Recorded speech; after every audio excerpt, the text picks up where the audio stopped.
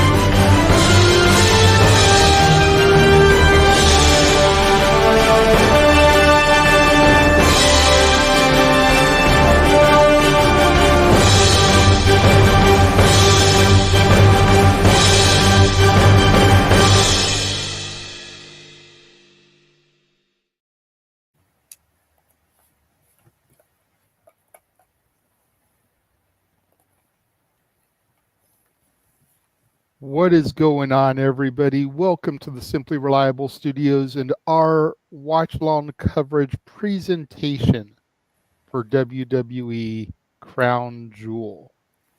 I am your host for the pre-show portion, the Renegade of Wrestling, JJ Williams, joined with me by Mr. Reliable, Walter Cruz. What is going on, Walter?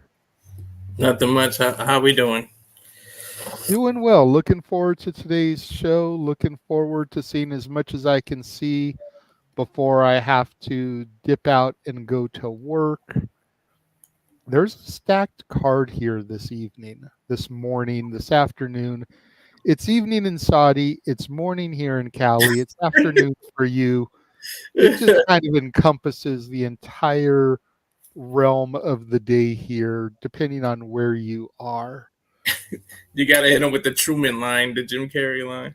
Right. Good morning. And in case I don't see you, good afternoon, good evening, and good night. But it's a stacked card for this show, man. We've got 2 title matches. We got 4 title matches, 2 to determine the first ever Crown Jewel champion. The United States title is on the line. The women's tag titles are on the line. And then we've got just some downright dirty feuds. You know, we've got some 6-man tag action. We've got Bronson Reed and Seth Rollins.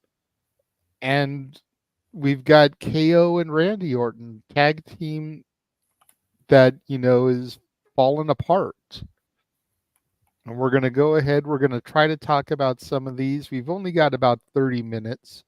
So there's 4 matches that I really want to talk about within this pre-show. If we still have time afterwards, we'll try to squeeze another one. But the first one I want to discuss is the women's tag team match. You know, we've got Bianca Belair and Jade Cargill defending their titles against Piper Niven and Chelsea Green, Damage Control, Io Sky and Kairi Sane, and the newest additions to the SmackDown roster. I believe they still represent Metaphor, even though they are now the Meta 2, I guess.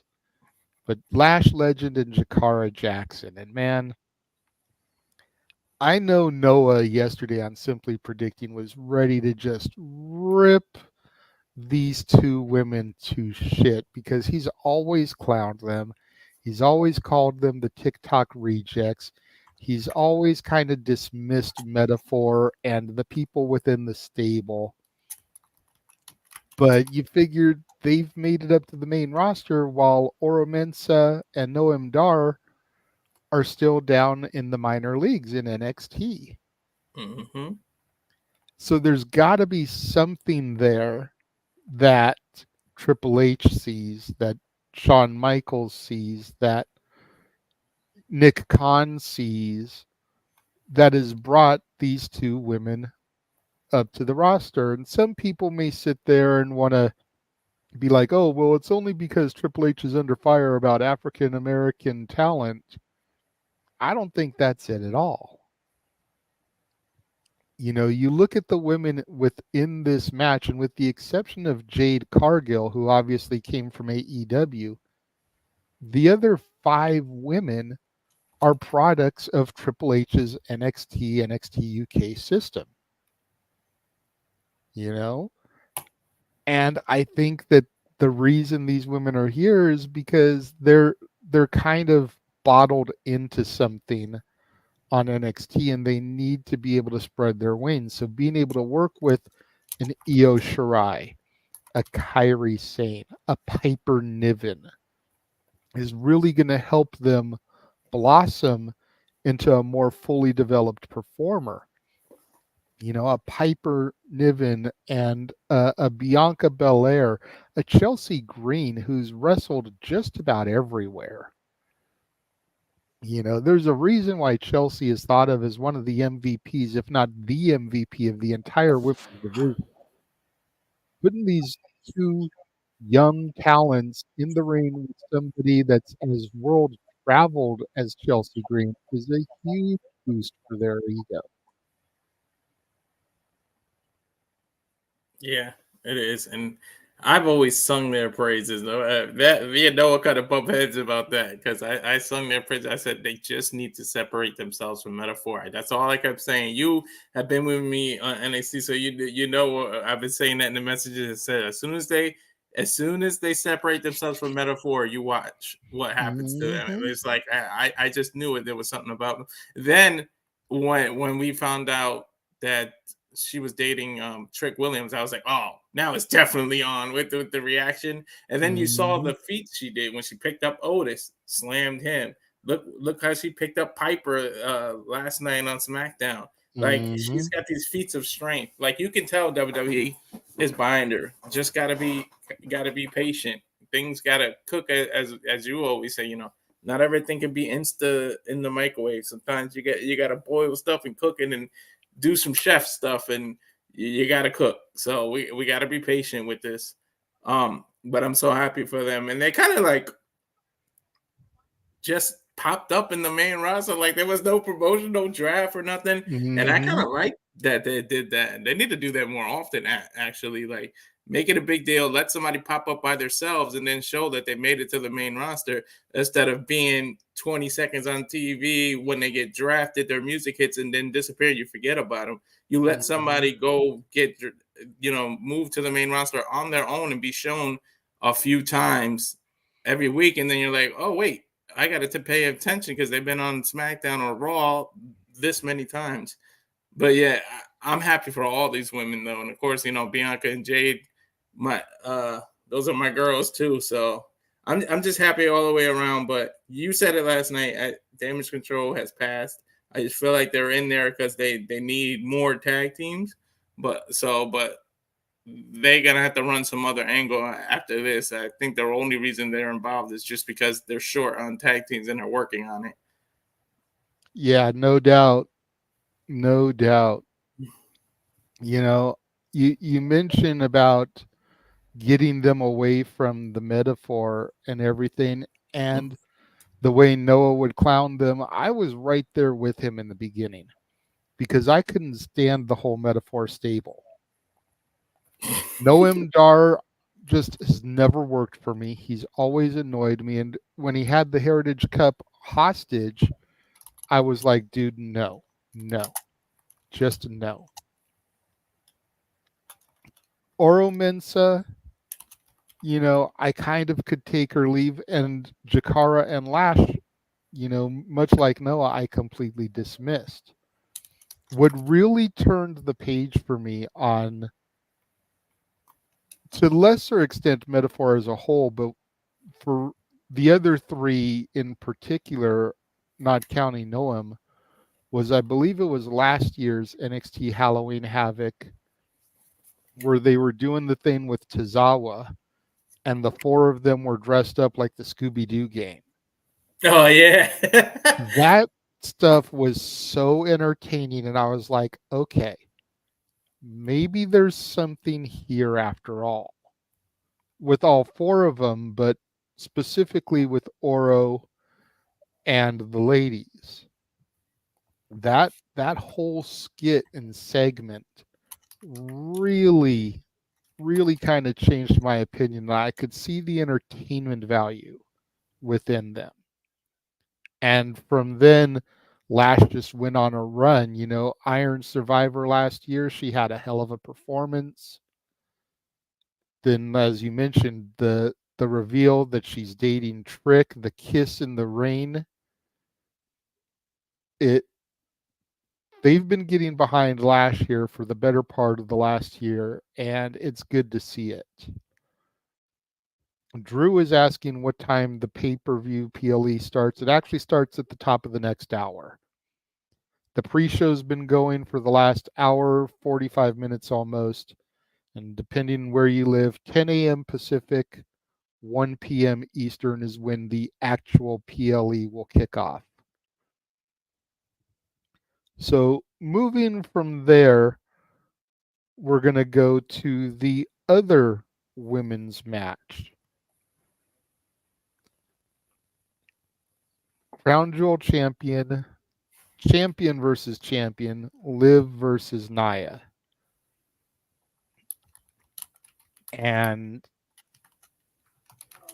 just to see 10 women booked on this card when 6 years ago when they first came to Saudi, they actually said on the pre-show that this show is 6 years to the day of the first Crown Jewel PLE. But when you figured when they first came to Saudi, the women weren't even allowed to wrestle because of how close-minded the government was and everything. And now here we have 10 women on the card. Both matches are title matches. And one is a history-making match as it defines the first ever Crown Jewel Women's Champion. That's just huge history being made. And then you look at the 2 competitors. And I'm going to try to be fair and unbiased here because we all know how I feel about one competitor. But at the end of the day, it's 2 women that a good chunk of the fans have written off. Nia Jax, during her first run, which granted I was absent for most of because I was on my wrestling hiatus, but she was labeled as unsafe, dangerous, would always injure talent, horrible matches. She's back now as the women's champion, proving all of her doubters wrong. Then you got Liv Morgan, who won Money in the Bank a couple years ago, cashed it in on Ronda Rousey, had a less than stellar title run, eventually lost the belt, got injured, came back from injury, started this whole Liv Morgan revenge tour,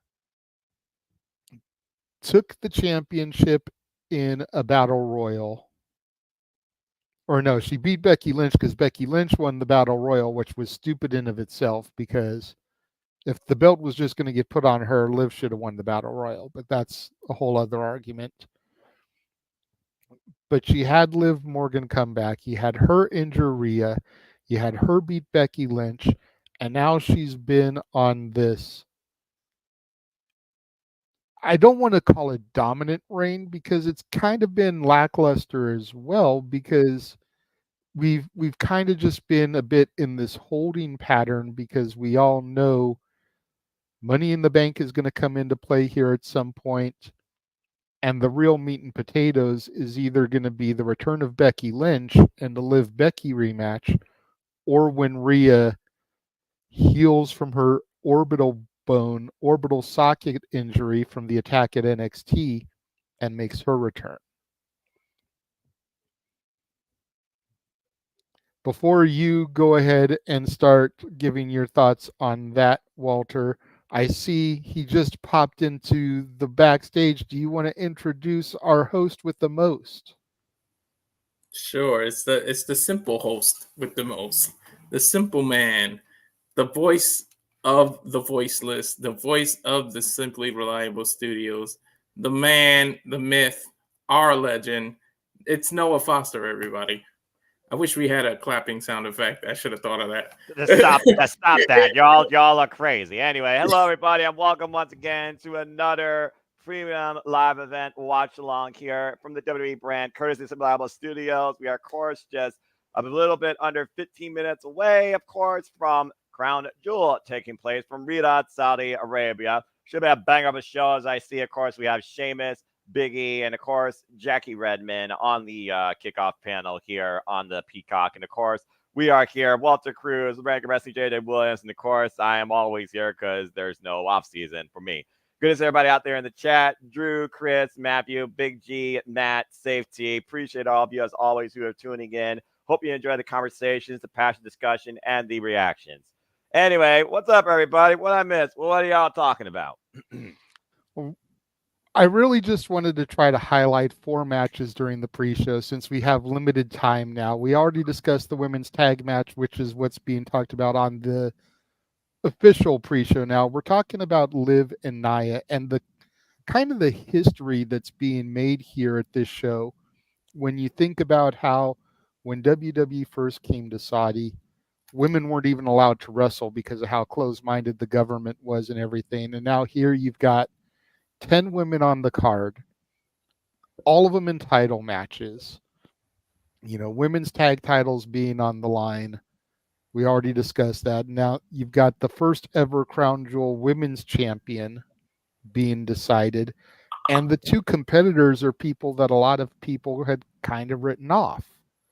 You know, Nia Jax, a lot of the fans don't really care for because of the way she performed in her first run, injuring in different people, whatever.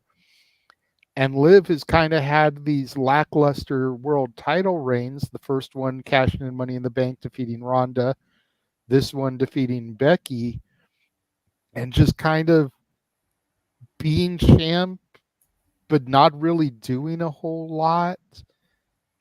So the fans are kind of like, whatever with her as well. So here's 2 women with a lot to prove to their naysayers, fighting for the first ever Crown Jewel Women's Championship.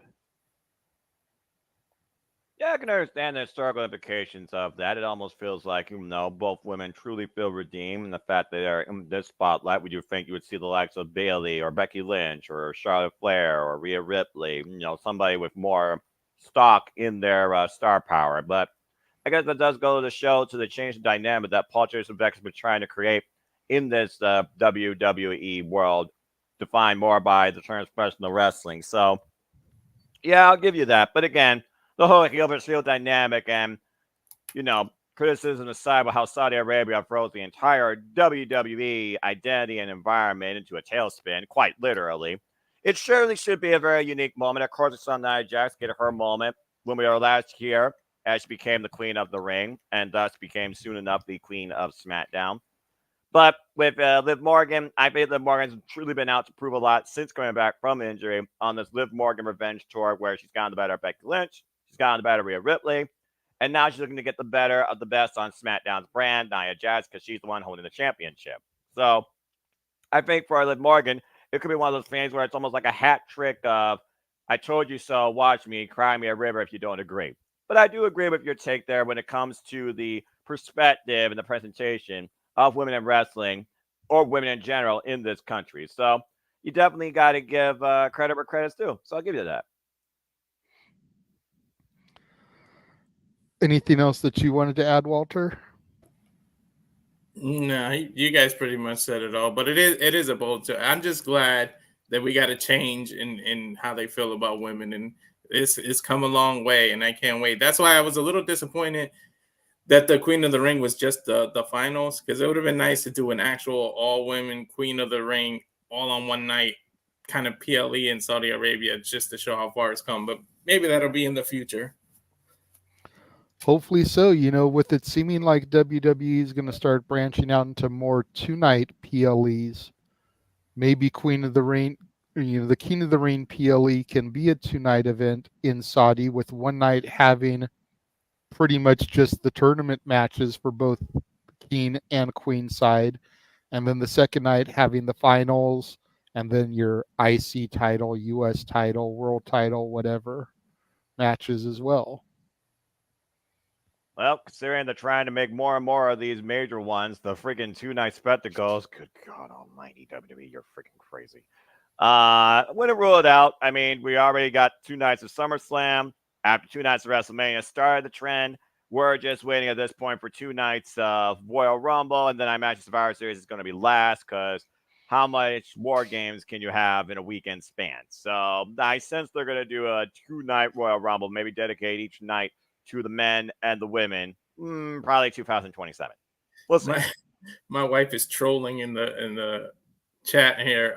You know why I'm dressed like this. For those that don't know, I lost my brother-in-law this last week, and his memorial was today. He was a big wrestling fan, so they asked people to dress up as wrestling characters at his funeral instead of normal funeral, which that's a cool idea, and it's something different. And I didn't know this, but this was bestowed on me by his wife, by his sister-in-law, that now I have his championship that he spent money. He wanted me to have it. He left it on me. So I'm thankful for that. I'm not thankful for the way I got to get it, but to whatever happens, things are meant to be the way they happen. But that belt is heavy. I got to put it somewhere because that's the real authentic thing. But may he, all intents and purposes, rest in peace. Well, fortune, fame, but the memory remains. So, hey, sometimes they're just those unique circumstances. And again, life's a vapor. Tomorrow's never guaranteed. Treat every today like a blessing and treasure the ones you are with. So, respect there. Well, again, we still have about 7 minutes left. So we talked about the women's crown jewel. I think it's only fitting that we go to the other side for the other most important aspect of the night. And that's the men's crown jewel. Is Cody Rhodes going to once again have us maybe worship and kiss the ring like he did in ROH? Could we maybe start seeing a trend where Cody goes a little bit more on the aggressive side to win? People have been waiting for Cody Rhodes to change that dynamic ever since AEW. Then again, Gunther, the Lean General, became the King General last time we were here at the finale of the King of the Ring. And now he has a chance to become the first ever Crown Jewel champion. In another battle of champion supremacy, and the first time ever one-on-one matchup by these two have been locked in combat for the last 2 years, particularly from the Royal Rumble standpoint. We also talked about how Cody Rhodes right now is focused fully on this, considering the fallout lately with Kevin Owens and Randy Orton, who of course will go one-on-one tonight. And that could have championship implications, because we know both men have eyes on the real prize. Why Gunther right now, he remains unopposed, but we know Damian Priest wants to earn his shot back to challenge him one-on-one for the World Heavyweight Championship. We talked about a little bit on City Predicting, and figure those that tuned in, of course, to that, as again, we got a beautiful shot inside the arena in Riyadh, Saudi Arabia. Capacity crowd on hand for the first ever Crown Jewel champions to be crowned and given a ring, because that's apparently the gimmick now. But let's go ahead and talk a little bit about this dynamic when we talk about Cody Rhodes and Gunther, the standard they hold themselves to when it comes to professional wrestling greatness, excellence. Cody Rhodes, 200 plus days now as WWE champion. Gunther, of course, rarely ever beaten. 4 times in his WWE career has he truly been beaten, and he's already overcome all 4 of those obstacles. So we see how far Cody and Gunther could go at the Royal Rumble. But over the top rope means Jack Diddley. You got to pin or submit the man. And it's very, very rare to beat the Lean General, where he knows what is sacred. JJ, I'll start with you. What's your take on this?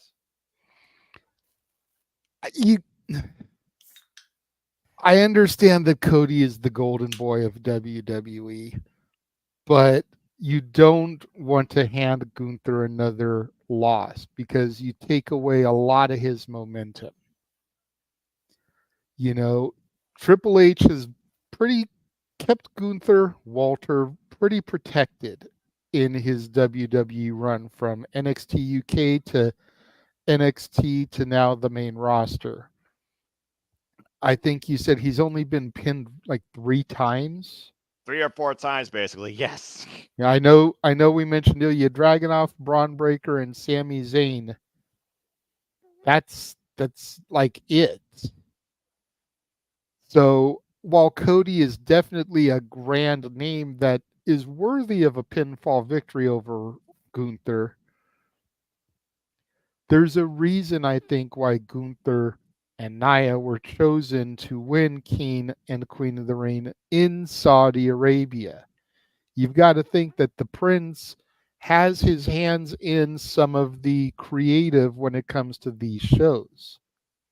So there's probably some logic here in them being the victors of these first ever matches. And Cody is a man who does all the promotions for WWE. He's the current John Cena, if you will, doing the late night talk shows. He's got his show on YouTube. So what do you want to talk about that he does from his bus? You know, sponsored by Wheatley Vodka. And all that is great, but he's not going to be taking this new championship on all those promotions to hype it, to get it seen and out there. These belts are staying here at the WWE Experience in Saudi Arabia to be on display for the visitors that come to the building. So why does a guy that does all those promotions need the title that's never going to get seen? When Gunther isn't the guy that does all those promotions, so it doesn't matter if it doesn't do all those talk shows. If I'm, Jimmy Fallon or Jimmy Kimmel or, one of these talk show hosts and Cody comes on my show and it's like, oh man, you just recently won the first ever Crown Jewel Championship. Where's that at? Let's see it. It's on display over there. Okay. Yeah. It's like that's a huge coup to have plugging and promoting the brand. So it's like, give it to somebody that doesn't do all that stuff.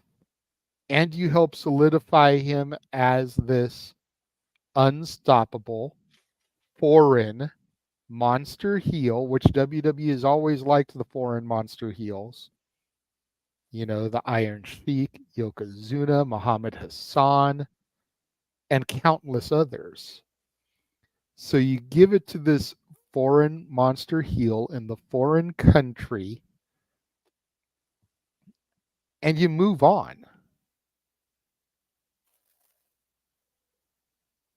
Well, that being said, well said, JJ. And again, our card stat tonight, we of course will crown the first ever WWE Men's and Women's Crown Jewel Champions, United States Championships on the line, WWE Women's Tag Team Champions on the line. We got 2 single grudge bouts, and it's Bloodline warfare with the bootleg Bloodline versus the original Bloodline. Which side do you acknowledge? We'll find out here soon enough. We are literally mere seconds away from Crown Jewel taking the airways, and of course, they're doing the final rundown of the card.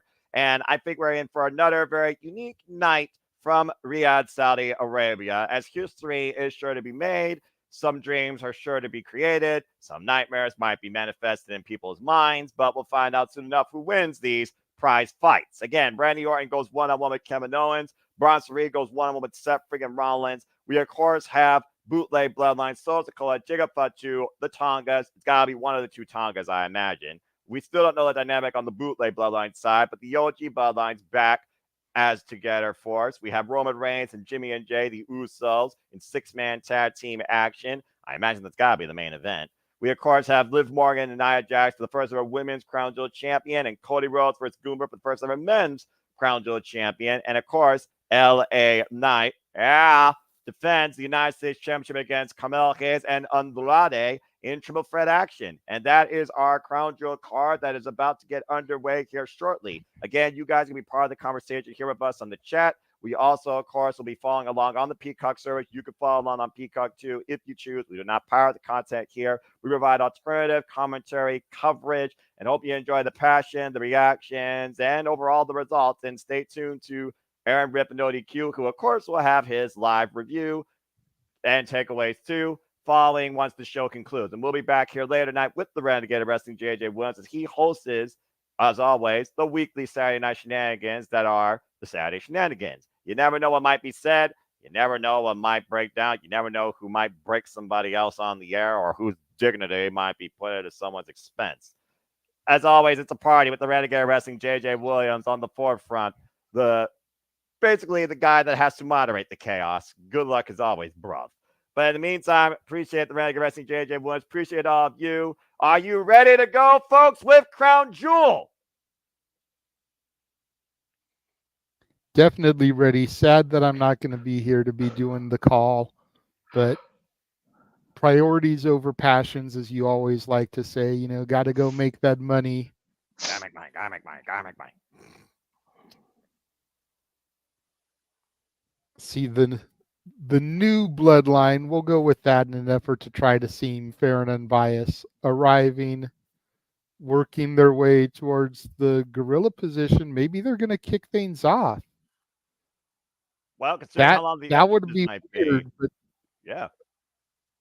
We always say, you either want to start the show or end the show. And while Roman Reigns generally screams main event, the fact that we're having matches for the first ever Crown Jewel Championship, one of those might actually be the main event here tonight.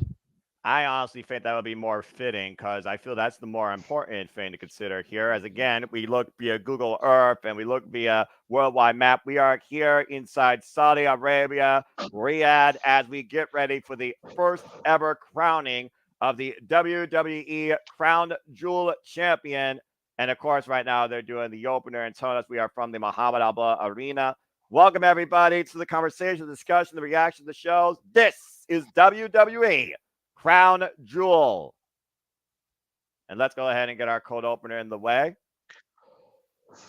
Sorry, I had to gather myself. I was getting a little emotional. Apparently, he left me another title, but this one's from IGWP. So you'll like that. So we'll see what it is. I'll tell you all the history about that. I'll tell you all the history about IWGP, the International Wrestling Grand Prix, while we're about to create history tonight with the first ever WWE Crown Jewel Champion. There you see that beautifully new minted 50K Dynamite encrusted Crown Jewel Championship. Again, the winner will receive a photo with the title, but the titles will remain on display for visitors and local residents at the WWE Experience in Saudi Arabia. And there you see the American Nightmare, the undisputed WWE Champion, representing SmackDown, Cody Rhodes, making his way in as only he can, while Dalin General, our current World Heavyweight Champion, Gunther, has also arrived at the arena, representing Monday Night Raw, continuing to show why this sport is sacred. In a first-time ever one-on-one matchup for the Men's Crown Jewel Championship. And, of course, the women will also be making history tonight, as you see the WWE Women's Champion, Nia Jax, with Tiffany Stratton, and that Money in the Bank briefcase. Just saying. Of course, representing SmackDown. We got to shout out Gunther and Nia Jax for their body transformations. Nia's still working on it, but my God, what Gunther did to his body is crazy when you look at the before and after. Yeah, no kidding. From 300 plus pounds to 200 plus pounds. And of course, Liv Morgan, who is not even 200 pounds. She, of course, is representing Raw with the WWE Women's Heavyweight Championship, looking to bring that Crown Jewel Championship ring to Raw. Liv Morgan's barely 100 pounds. Accurate. And of course, we have Randy Orton and Kevin Owens, who are going to go one-on-one tonight. There you see Kevin Owens, who's already made it very personal, sporting a Cowboy Bob Orton shirt. I love the trolling. Only Kevin Owens, man. Only Kevin Owens. All right. Let's go ahead and get our cold opener. We need it. He's supposed to be the heel. I've always considered Kevin Owens better as a heel versus the face, and being perfectly honest. Kevin Steen, of course, PWG, ROH, The Wars with Adam Cole, El Generico, Jay Briscoe, and of course, coming to NXT, taking the NXT Championship from Sami Zayn, of course, becoming the WWE Universal Champion back in 2016, chosen by Triple H himself. Never really lived that reign down because it never got truly the respect that he felt like it deserved. And even he felt it was undermined by the circumstances that led to that. And of course, he hasn't been a singles world champion since. Yeah. And Randy Orton's another one that just belongs in the heel category, but he's just reached that legend status where people don't want to boo him. That's what I feel is happening. Yeah, I feel there's a certain point in this business where even at one point you disagree with the actions, you still respected the efforts, the growth, the journey of the man and the women, the superstars that they have become today throughout their entire life and your lifespan as a fan. And I feel that's definitely going to be on display here tonight as we get ready again for this stacked night in Saudi Arabia. WWE Crown Jewel. Again, folks, I just want to remind you, please show decorum, stay on topic, enjoy the conversation. If you want to dictate the conversation, PayPal links description down below. Super chat, as simple as that. We hope you enjoy our alternative coverage here at the Simple Iowa Studios. We bring you in tune with all the biggest shows, with all the passion we can across WWE, NXT, Ring of Honor, AEW, TNA, Independent Wrestling, UFC, and other forms of sports as well. Tonight, we are going to make history once again. Someone will claim ultimate 50K glory as we see who will become the first ever Crown Jewel champions of WWE. Truly, WWE finally has their own Crown Jewel, but who will be the first to seize it? I love that video entrance they did with the power, beauty. Yeah, well, we got power, we got beauty, we got rivalries, we got agony, we got defeat. We got so much more ahead as the show is officially underway. Welcome, everybody, to WWE Crown Jewel. Welcome to Riyadh, Saudi Arabia. You are looking live virtually here at the Sip Reliable Studios as we go inside the arena with a little bit of a pyro display from inside the ring. That's a little different. Of course, they got the biggest pyro budget in the world, so who am I kidding? Tell me about it. And I'm never going to be mad about that. No, with the majority of the women booked today, we got both power and beauty all rolled into one. Yeah, no kidding. Sold out Muhammad Arena, of course. Pat to the Raptors here. WWE Universe out on full display in Riyadh, Saudi Arabia. There you see those beautiful cam shots of the passionate fans of the WWE Universe that continue to make history during the Paul Trace Levesque era. Again, I'm Noah Foster with Walter Cruz. We are super reliable, and we're here to give you a little bit of action in tune. And we are kicking things off with the trios match in Bloodline Warfare. Walter, are you ready to go? I'm ready, but damn, I wasn't expecting that at all. Me neither. Roman Reigns is the opener. Well, he's the one who famously said that if you're not in the main event, you want to be the opener. Well, that being said, let's go, of course. As Mike Rome, of course, gives us introductions, and shout out to Corey Graves and Michael Cole, who are, of course, our commentary here live from Riyadh, Saudi Arabia. As we see Bloodline 2.0, I'll be a little bit more respectful. So Sikoa, the self-appointed tribal chief, leading out the Tongas. Looks like it's going to be Solo Sikoa and the Tongas here in trios action. But of course, Jacob Fatu, his enforcer, is behind them as well. Jeez, I was really not expecting that at all. No one does. No one was, I think. Of course, Solo Sikoa says that the original bloodline was weak and that his bloodline is stronger, and his bloodline is the one to be acknowledged, and they'll be the ones that will dominate WWE and do the things that Roman Reigns was too weak to do. Since Solo Sikoa took this mantle, wiping out Jimmy Uso, and Roman Reigns was left for dead, if not gone or forgotten, until he came back at SummerSlam and cost Solo Sikoa a chance to regain the undisputed WWE Championship against Cody Rhodes that I saw live. Since then, though, it's all about that Ula Fala and calling yourself the one true tribal chief. Yeah, and if Arlene has her way and what she said in her hot take, we have, speaking of acknowledging, we would have to acknowledge her after this match because she had a hell of a hot take. Go into the archives and watch the Simply Reliable predicting of Crown Jewel. And, of course, we have the Saudi Arabian commentary team as well, alongside Corey Graves and Michael Cole. Again, folks, hope you enjoy the discussion. Noah Foster with Rage of Wrestling, Walter Cruz here. And, again, Walter, it's very unique to see the Usos back together when, again, Jay was doing things all on his own. He was being his own man, his own main eventer, main event Jay, winning his first ever singles championship, the WWE Intercontinental Championship, only for the Bloodline 2.0 to cost him, and that seemed to have been literally what caused Jay to return home as he cost Bloodline 2.0 the WWE Tag Team Championships against Morrison Machine Guns. The path to how we got here may have ended, but the fact that we are together, the end result is what we wanted, and it's to be interested to see. And he put it out there yesterday for those who did see SmackDown. He said, "We're not lackeys, we're equals." So for him to put it out there, we would see. Maybe they should make all come out together to show their unity and say that they're equals. We'll see how they do it, but that'll be interesting. Like instead of individual entrances, they come out all as once, all as one. So we'll see. Well, are they the ones? That's the real question. And we're about to find out here tonight in Saudi Arabia. But for right now, I think everyone is about to acknowledge the OTC. I tell you, when that freaking one boom just drops, the atmosphere changes. The crowd is on fire, too. And they all have their ones up in the air. So if you acknowledge your OTC, put it up there. Pat McAfee's not here to do it, so. It's funny that you say, though, that, again, they're equal. So that does make me wonder, is Roman Reigns actually going to ask them to acknowledge us? Or is it still acknowledge me? Well, and Jimmy there Roman is... came out together. Yep, there's our tribal chief, Roman Reigns, alongside Jimmy Uso. No yeets. Where's Jay? That crowd's starting to chant OTC chant already. He is the one.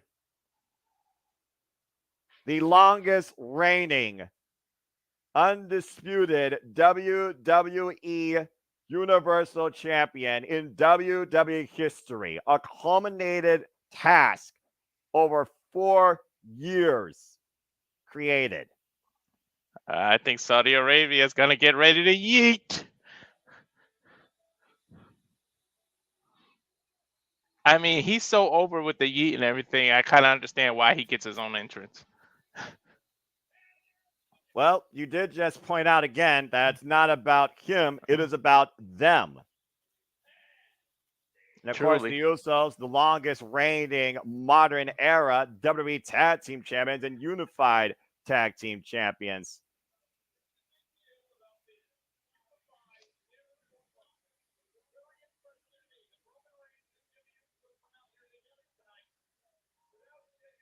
Again, it goes back to what I said earlier. Jey Uso developed his own identity, and yet here tonight, he stands once again alongside his family. Yeah, a united front, stronger than anyone divided, of course. So we'll see how this goes. But again, and of course, we have not. Go ahead. The interesting thing we got to keep in mind, there's only 3 on the original Bloodline. There's 4 on the other side, so they're still outnumbered. And again, that's been the MO of the Bloodline in any era, the numbers game. That's always been their greatest strength. But the identity of the Bloodlines is so opposite. Roman Reigns earned respect in regards to his family while keeping his spot on the honor relevancy. Solo Sikoa demanded it, took it by force, and now wants to dictate that acknowledgement from everybody. Definitely. But as we look along, I think we're getting ready to yeet. And again, the last time we saw Roman Reigns and Jey Uso was Tribal Combat. That was pretty much the last stand of Jey Uso alongside his family. Can Jey and Roman put that behind them tonight?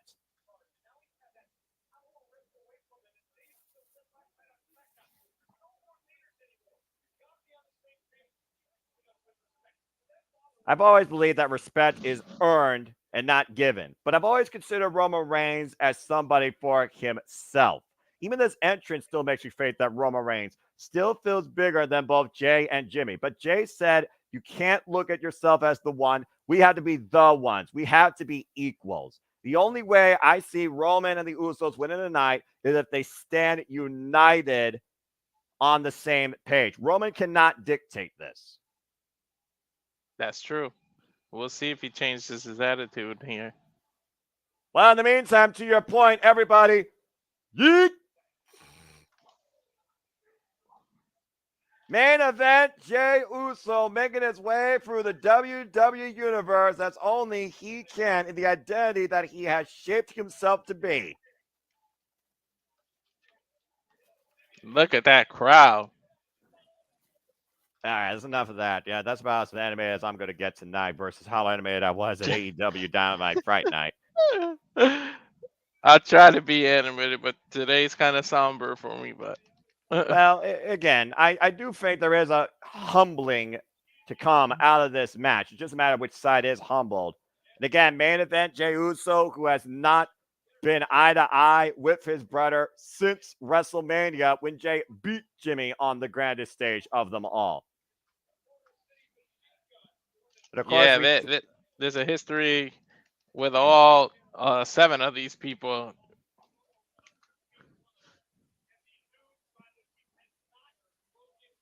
But go ahead, you were saying. I'm sorry. No, I was just pointing out there that, again, we look at this stare. Look at Solo Sikoa again. And by the way, this truly is a family affair. Let's just go ahead and connect the dots here for those that don't know. Solo Sikoa is the younger brother of both Jimmy and Jey Uso. At one point, it felt like Solo Sikoa was becoming the right-hand man, the main eventer alongside Roman Reigns. And while he might have the worst win-loss record in modern-day WWE history, he still has kept a stranglehold on the Ula Fala and has taken the bloodline for himself.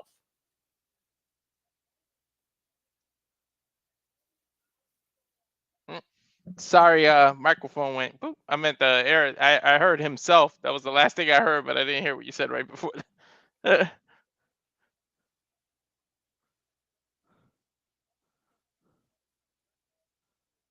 head of the table right now sharing that spot with the Usos tonight.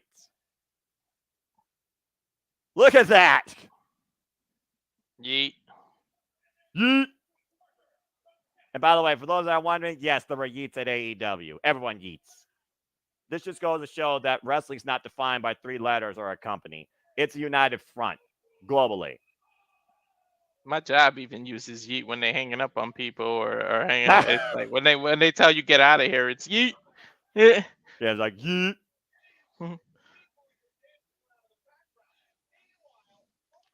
It almost feels like Roman Reigns, though. Again, Jey Uso saying we gotta be equals. Do you think that Jey Uso right now has gotten a bigger reception than Roman Reigns? And is that eating away at the Tribal Chief?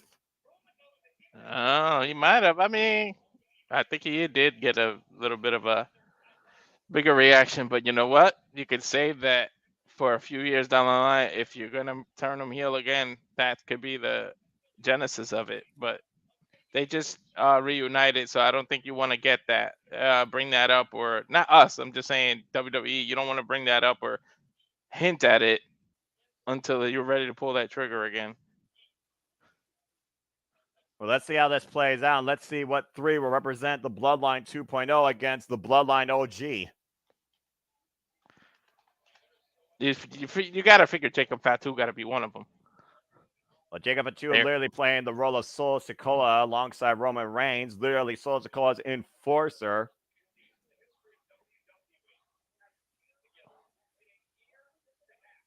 And of course, the last time we literally saw these men team together was a year and a half ago. Money in the Bank.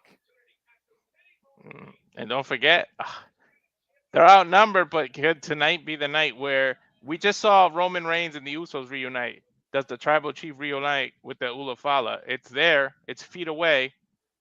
We'll see. Now, we also considered other outside factors. We talked about how deep the Anali family tree is. We talked about Hikuleo, who's been MIA since leaving New Japan Pro Wrestling. We already got the Tongas here, Tama Tonga and Tonga Loa, former multiple-time IWGP Heavyweight Tag Team Champions. We also talked about, again, though, on the opposite side with the OG Bloodline, the honorary Uso, Sami Zayn. And again, we saw Sami Zayn and Solo Sikoa face-to-face in the parking lot. So seeds of dissension are also there. Yeah, definitely seeds of dissension. Let's see who starts off for each side. It looks like Roman and Jed talking strategy. Yeah, it looks like they're constantly. I think if you read Jay's lips, he said, "Let me start." Yeah, it looks like you're right. And Roman says, all right, go right ahead. Again, Jey Uso, former WWE Intercontinental Champion before Solo Sikoa and the Bloodline 2.0, cost him that match against Braun Breaker.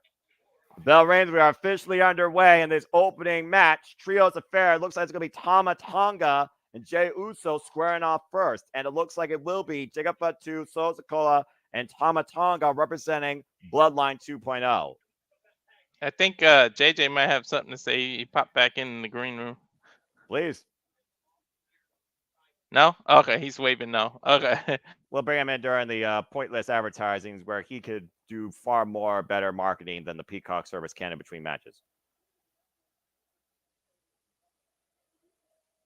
And Tama Tonga right now wearing down Jey Uso. First time ever we're seeing these two go in one-on-one action. People have been clamoring, though, for the dream tag match of Gorillas of Destiny versus the Usos.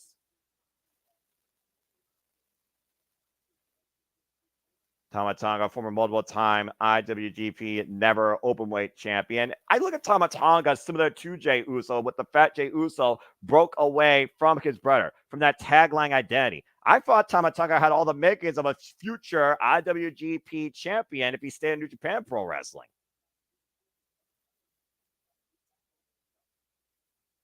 Of course, we take acknowledgement for Jua Dajian and Fasia Muhazia, of course, the Arabian commentary team, and of course, all the correspondents of WWE. Yeet. Okay, backing it up right now. Nice Enziguri in the corner. Jey Uso right now dictating the pace in favor of Bloodline OG. Jimmy right now seems to approve. Wait a minute. Just like old time's sake, Walter, tag made of Jimmy Uso. 8-time WWE Tag Team Champions. They're the ones.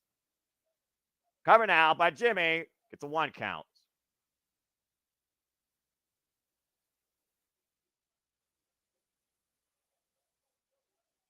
That's a headbutt by Tama, though, driving Jimmy into the corner. Uh-oh. And tag made to the Samoan Werewolf, Jacob Fatu.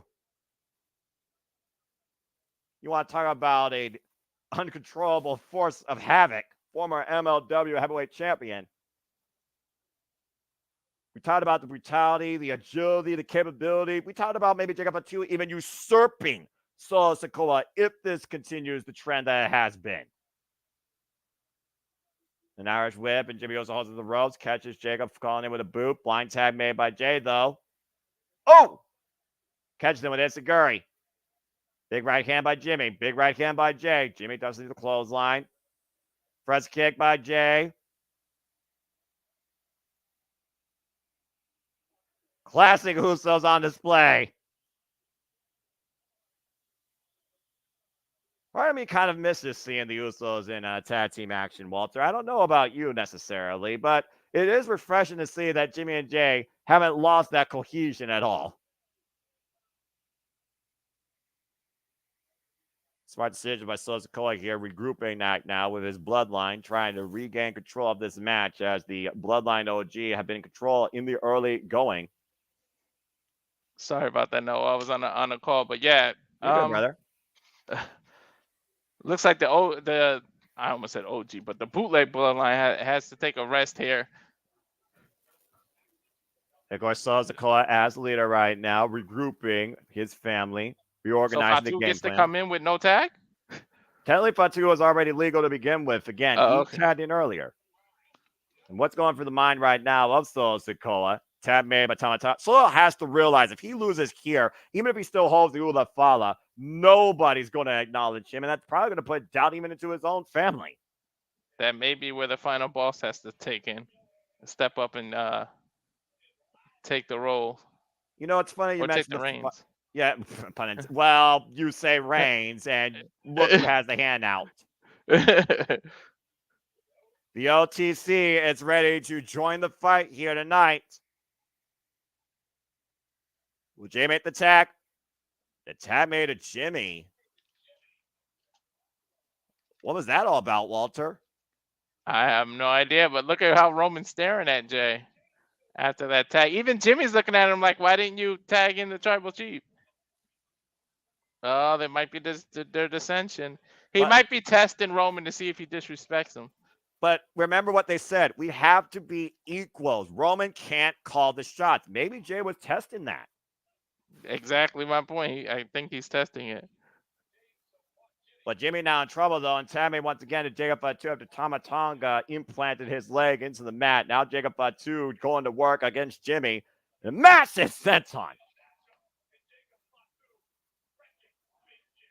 And Jacob Fatu right now, literally in the span of a few seconds, has turned this match completely around. Massive hip attack in the corner. Shades of Umaga. And Solo, there was sitting there barking orders out of the corner if you heard him. And Solo now with the handout. Tag made to Solo Sikoa. I do wonder, though, how much pre-match game plans were there with the Bloodline OG prior to this.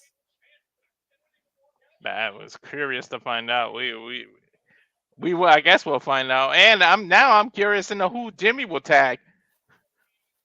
Well, that's if Jimmy gets a chance right now, because Solo Sikoa has isolated half of the ring in favor of the Bloodline 2.0. I look at Roman Reigns just stewing. Yeah, he looked like he's itching to get in there, especially since it's Solo that's in the ring. Well, again, Solo with possession of the Ula Fala, took out his wise man, took out Jimmy Uso, took the Bloodline from him.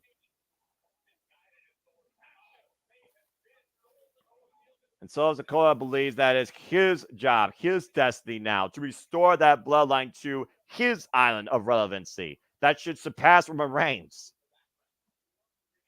We'll find out. Oh, and a cheap shot by Tama Tonga behind the ref's back. Tama Tonga right now. And Jacob Fatu and Solo Sikoa completely have regained control of this match. Methodical pace being on display here by our current tribal chief. Tag made at Tama Tonga. And Tama's working. Yeah. Okay, I get the gift. Stop it. Freaking Yuka Sakasaki cosplay. And Tama Tonga right now squaring up Jimmy. That's a splash, but Jimmy gets out of the way.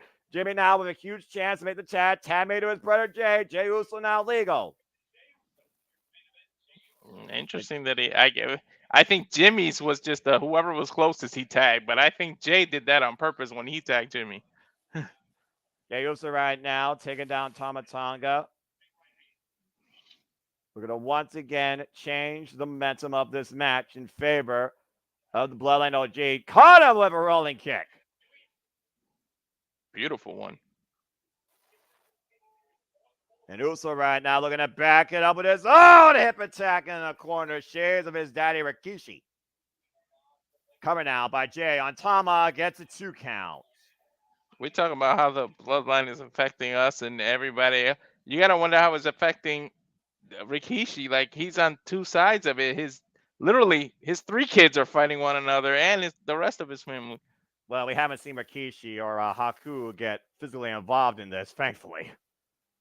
Up on the shoulders, might looking for some more drop, but the regular guys by Tama Tonga, though. Back elbow strike, blind tap made it dig up for 2. I don't think Jay was aware of it, and pop up. Some more drop, oh my goodness! And just like that, dig up for 2 once again. Turning the match around in favor of Solo Sikoa and the Bloodline 2.0. And again, Roman Reigns has been the only individual in this match that has not been involved yet. I gotta say, the bootleg Bloodline is holding their own in this match. But again, to your point, is it because Roman hasn't been in this match? Tag made to Solo Sikoa once again. A double team attempt coming here. Wishbone by Jacob Fatu and Solo Sikoa to Jey Uso. Jey Uso now isolated. And Solo Sikoa mocking main event Jay. Look at that stoic look on Roman Reigns. Look at that stoic look on Roman Reigns. I can't tell whether he's furious, disappointed, or is he just scouting what Solo Sikoa is doing right now. Ooh, Solo with a stomp on his hand. Ow. Solo Sikoa Simple, right now. but effective. Yeah, it took the words out of my mouth. body shot. Of course, Jacob Fatu recently challenged Cody Rhodes for the undisputed WWE Championship. We saw what happened when Roman Reigns got involved. Both Roman and Solo have exchanged beatdowns on one another since Roman's return. And all Roman wants is his bloodline back in that Ula Fala. Again, Paul Heyman has been nowhere to be seen since wiped out by the bloodline. Okay, speaking of beatdown, Jay's in the corner just laid out. Of course, we've seen Solo Sikoa build this bloodline, first bringing the Tongas into the fold. Back at, of course, WWE Backlash when Tonga Loa joined his brother, Tama Tonga. Tama Tonga, the first member of the new bloodline. Jacob Fatu, of course, joined back on SmackDown in Chicago. Last one to join, but he may be the most dangerous of everyone. Look at the man's track record. I'm not just talking about, wrestling either. Tag made, Tama Tonga. Neither was I. Front face lock. German suplex. Over the top goes Tama Tonga. Oh, yeah. Old school Eddie Guerrero style. Eddie loved doing that move.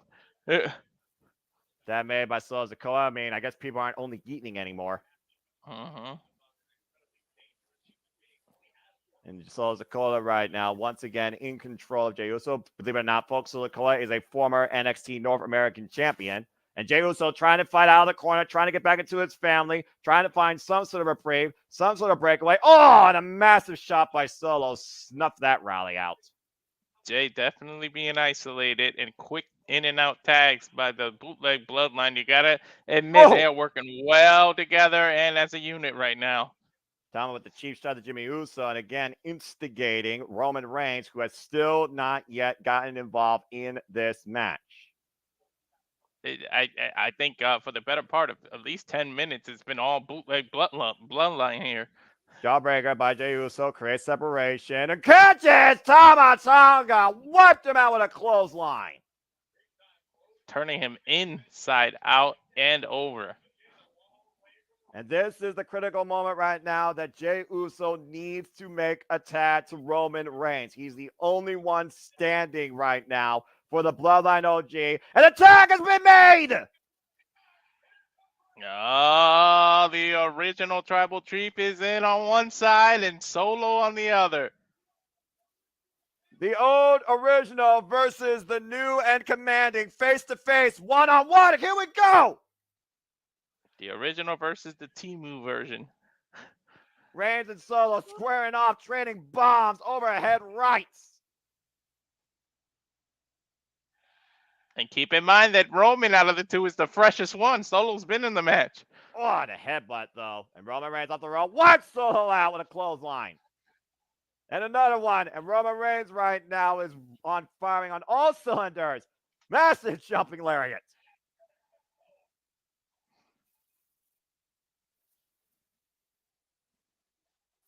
So Roman far, Reigns out here on mission. And massive Uranagi planting Solo Sikoa. Whoa! You gotta believe that was to the final boss. That was pretty much his version of the rock bottom. One's in the sky. Hold them high. Roman Reigns might be looking to lock and load. Roman Reigns poised in position, scouting Solo Sikoa. Measuring his man, Solo slow to his feet, might not want to turn around, and a Superman punch caught him midair. Solo Sikoa, Roman Reigns over the shoulders. Roman strikes out though. Superman punch. With all the years that Solo spent as Roman's enforcer, you got to know that he knows how to counter this and counter that. He's family. He grew up around these people. He knows what Roman's gonna hit probably before Roman does. And Roman right now, to your point, looking for the exclamation point. War cry has been heard. Here comes the spear and rising knee strike. And a Samoan spike by Solo Roman. Cover, middle of the ring. Solo Sikoa has pinned Roman Reigns. Wait, no, Jimmy saved it. Hold on, what? Are you sure? I thought that was 3. I thought for sure it was a 3. I think it was a mistake. It was a 3. Well, referee botched there, but I would have been shocked if it ended right there. But Solo caught him flush with that, but the match does continue. Implant DDT, excuse me, folks. Check out about 2 just planting Jimmy Uso. Now it's all breaking down. Oh, Solo's got. I wonder if they'll bring that up because Solo can say, "I pinned Tribal Chief." Yeah, I That think we just definitely got was a 3. I think we just got a conspiracy for ahead of Survivor Series War Games. Jimmy Uso, though, super kick, taking him 2 out of the ring.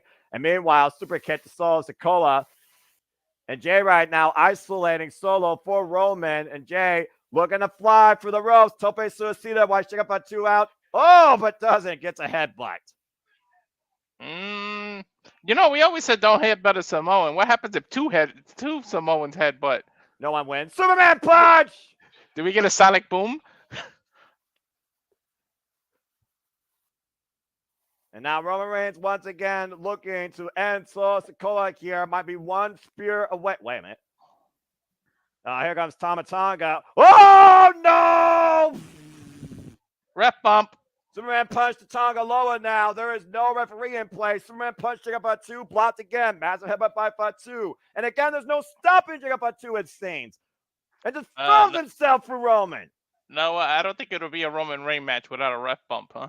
I mean, that's fair. That's vintage Roman Reigns matches. Top rope moonsault by Jacob Fatu. Are you kidding me? Oh my God, Jacob is on fire. Jacob Fatu is unmatched. Solo starting to stir in Roman Reigns right now in a world of hurt. Reigns might have busted ribs after that flying elbow strike. And once again, Tiny Roman Reigns, another Samoan spike. And Solo not done yet. Another, in fact, Samoan spike. Here's the cover on Roman. And this time it's a 3 count. Solo Sikoa has done it. And who did he pin, Noah?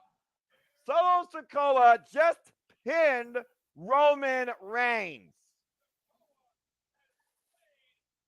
Let me just say that again in case we didn't hear that.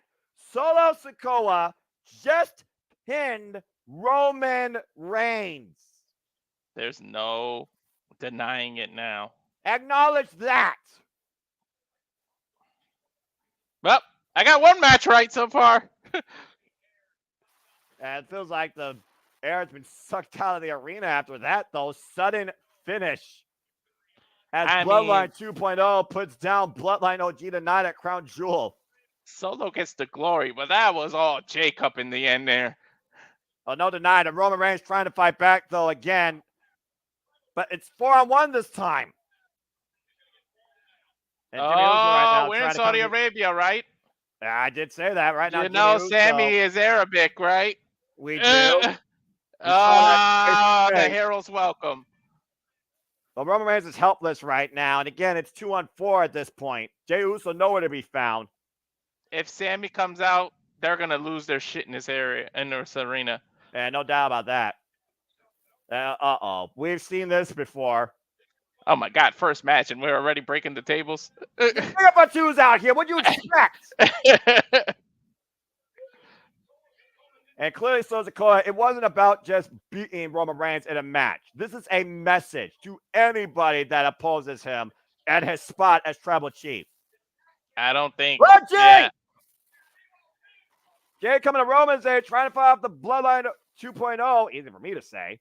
And again, they were going to do the triple power bomb there, Noah. Yeah, the numbers game, though, just too much. Now Jay isolated with the Tongas inside the ring, and Sikoa has changed focus on Jey Uso. I think the crowd was just chanting Sammy.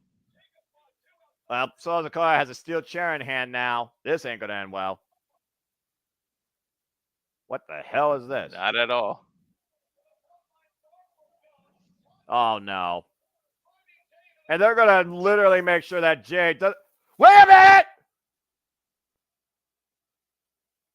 You said his name earlier! Sami Zayn! And he's not running down to the ring. He looks like he's marching down with a purpose. And again, we saw this past week on Raw, he was literally face-to-face with Sikoa in the parking lot. What did those two talk about?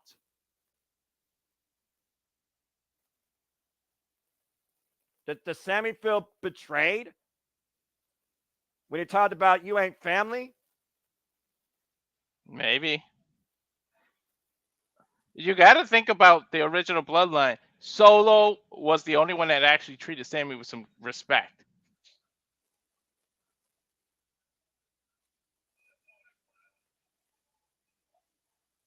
And to your point, Solo welcoming in Sammy with open arms.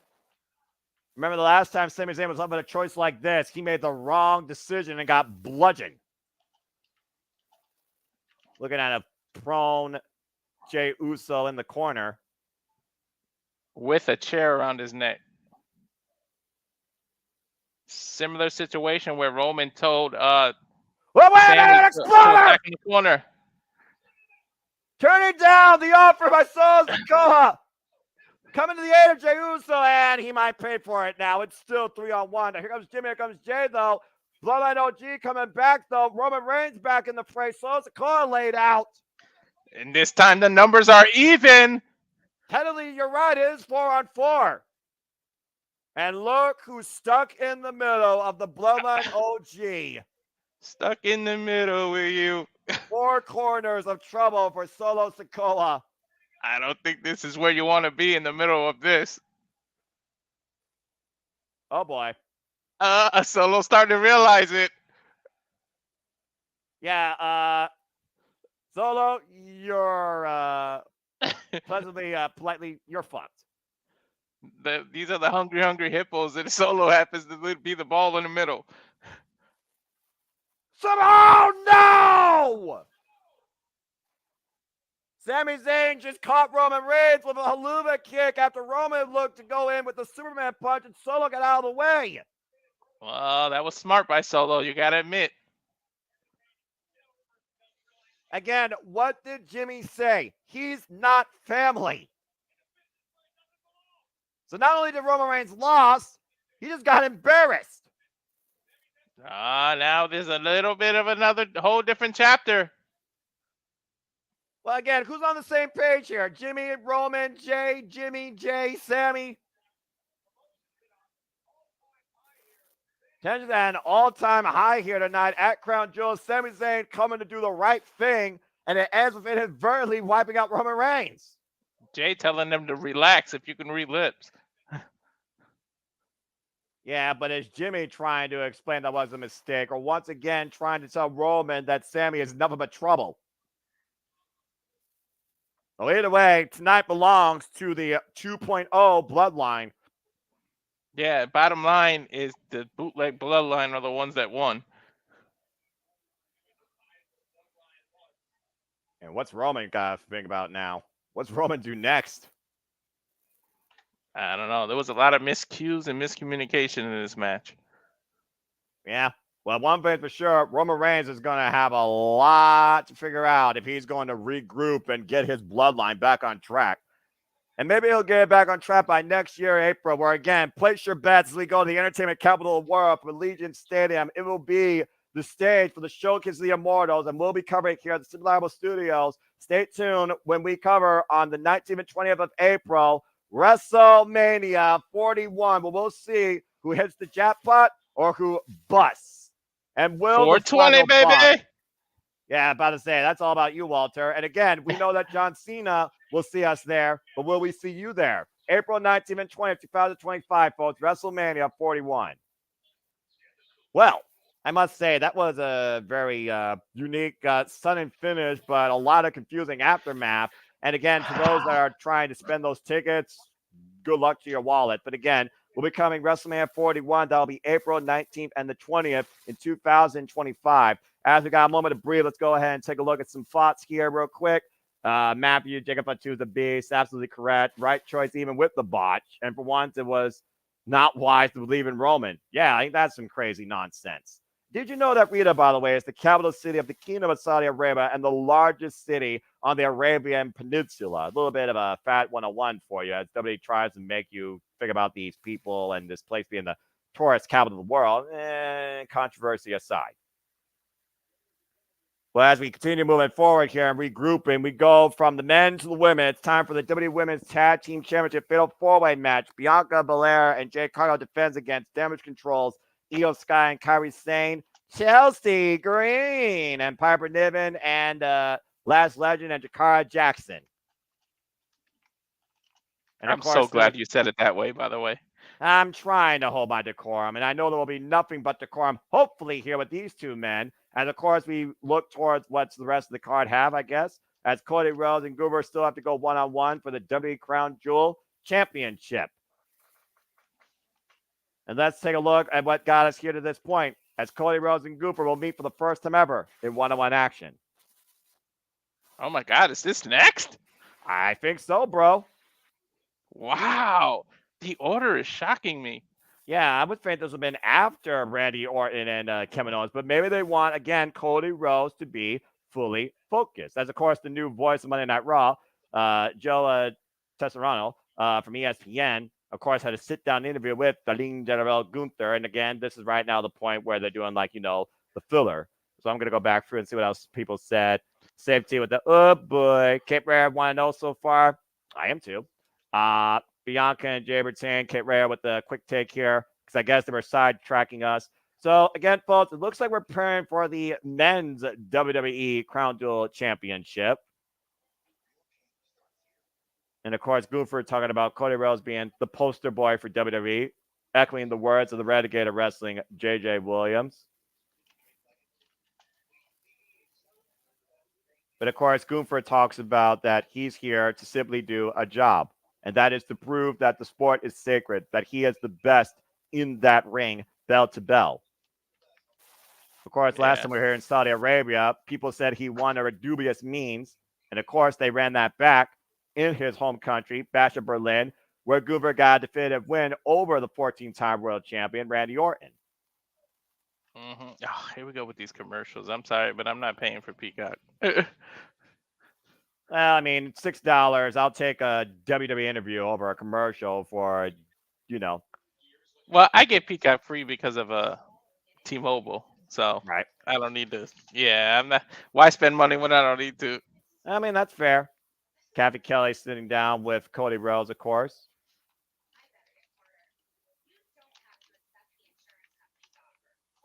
We talked about before, Walter, how you were talking about Gunther's transformation, Gunther's progression, Gunther's rise to the World Heavyweight Championship. And again, Cody Rhodes has literally squared up against Gunther 2 years in a row at the Royal Rumble. Yeah, 2 years in a row. I hope what we said is right about this one, and we predicted it right. I understand that one of them's the golden goose and everything, but it just makes more sense to have Gunther win this one. So let me pose this question to you, Walter, because there was one definitive statement I remember Gunther said when he first met Cody Rhodes, when this match, of course, was made official.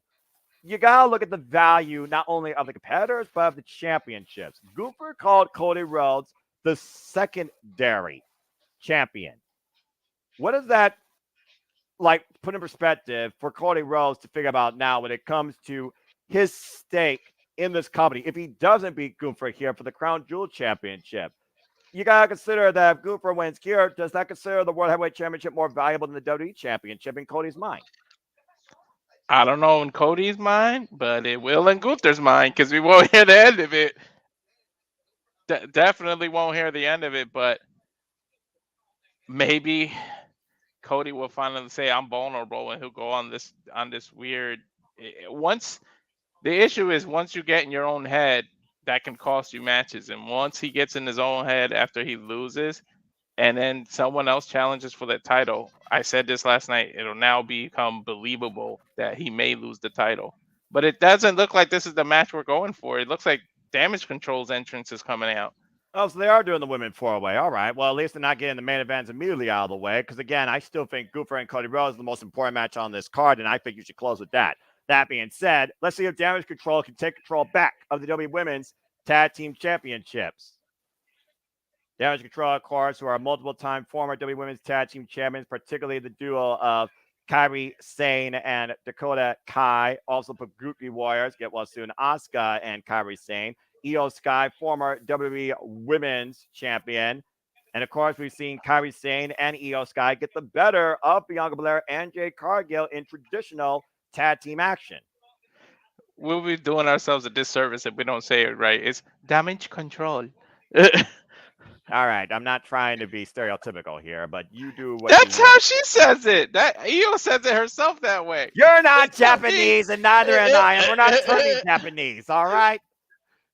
Of course. Hey, unlike Carlito, I'll say it the right way. Man, I gotta learn Japanese. Well, you are far less insensitive than Carlito. I'll give you that, and that is cool. I said what I said, and I stand by it. Let's see whose entrance is next. Oh, I think a storm is coming. No, that is the former TikTok rejects. I will give them credit where credit's due as they have invaded the main roster of WWE.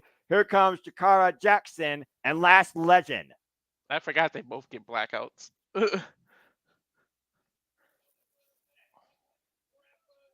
Oh, and I just lost all respect for them. Why? Because they said representing Metaphor? Yep, and if people want to hear me rant about that, PayPal. It's as simple as that. I can't. I said it how many times? They got to separate themselves from that. Get that stink off and get a new. But I always sing their praises, though.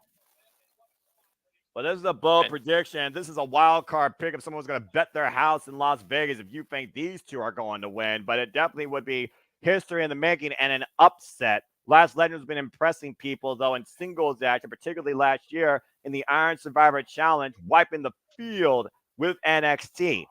And, of course, Jakara Jackson and Last Legend are, of course, NXT tenured for quite a period of time ever since joining the Metaphor.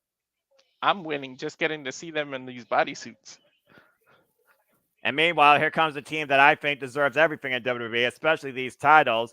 Piper Niven and Chelsea Green. That's about as much you're going to get out of me when it comes to that. And, of course, former WWE Women's Tag Team Champions.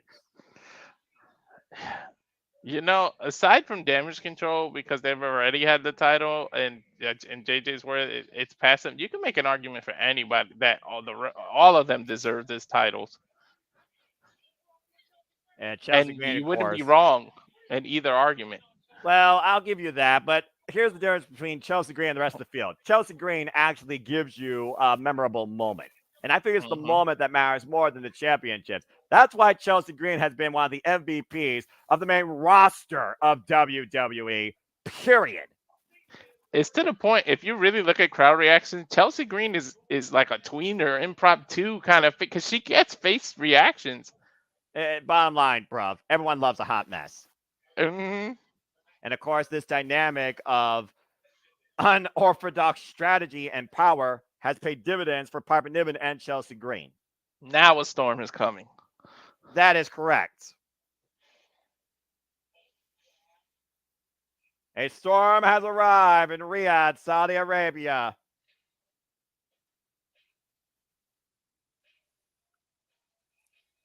And I feel like JJ and you are about to pass out.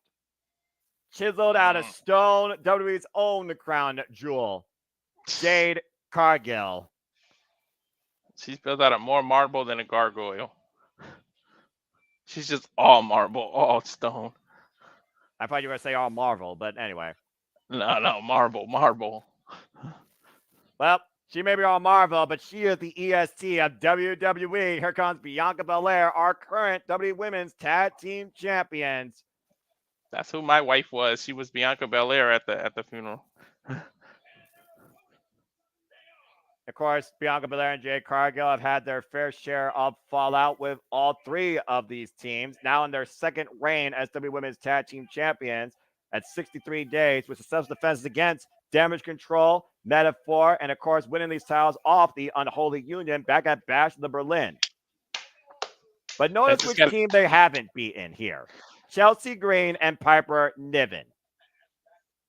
63 days as the WWE Tag Team Champions, two-time WWE Tag Team Champions, fourth title defense since reclaiming tag titles in August.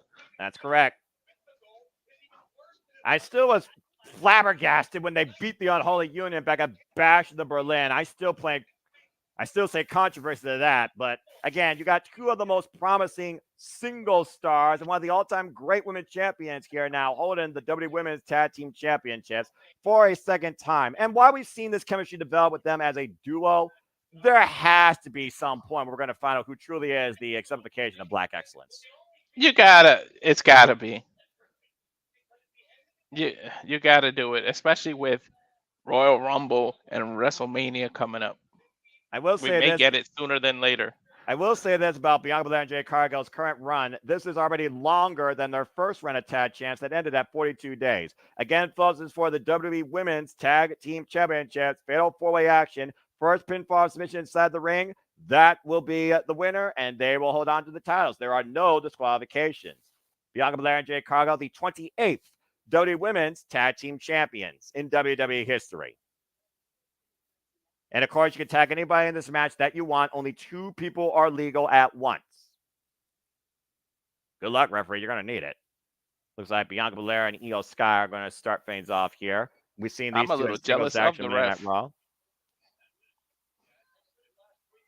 Again, Io Sky is one of the most complete athletes you will ever see in a wrestling ring, period. Of course, coming off a great win in Marigold against Utami Hayashishita earlier this year. And you never underestimate the genius of the Sky, Io Shirai. That's her true name, folks. Hoisted up, though, the power of the EST, demonstrating why she's the strongest. Down goes Sky, kept up by Bianca Belair. Former 3-time WWE Women's World Champion.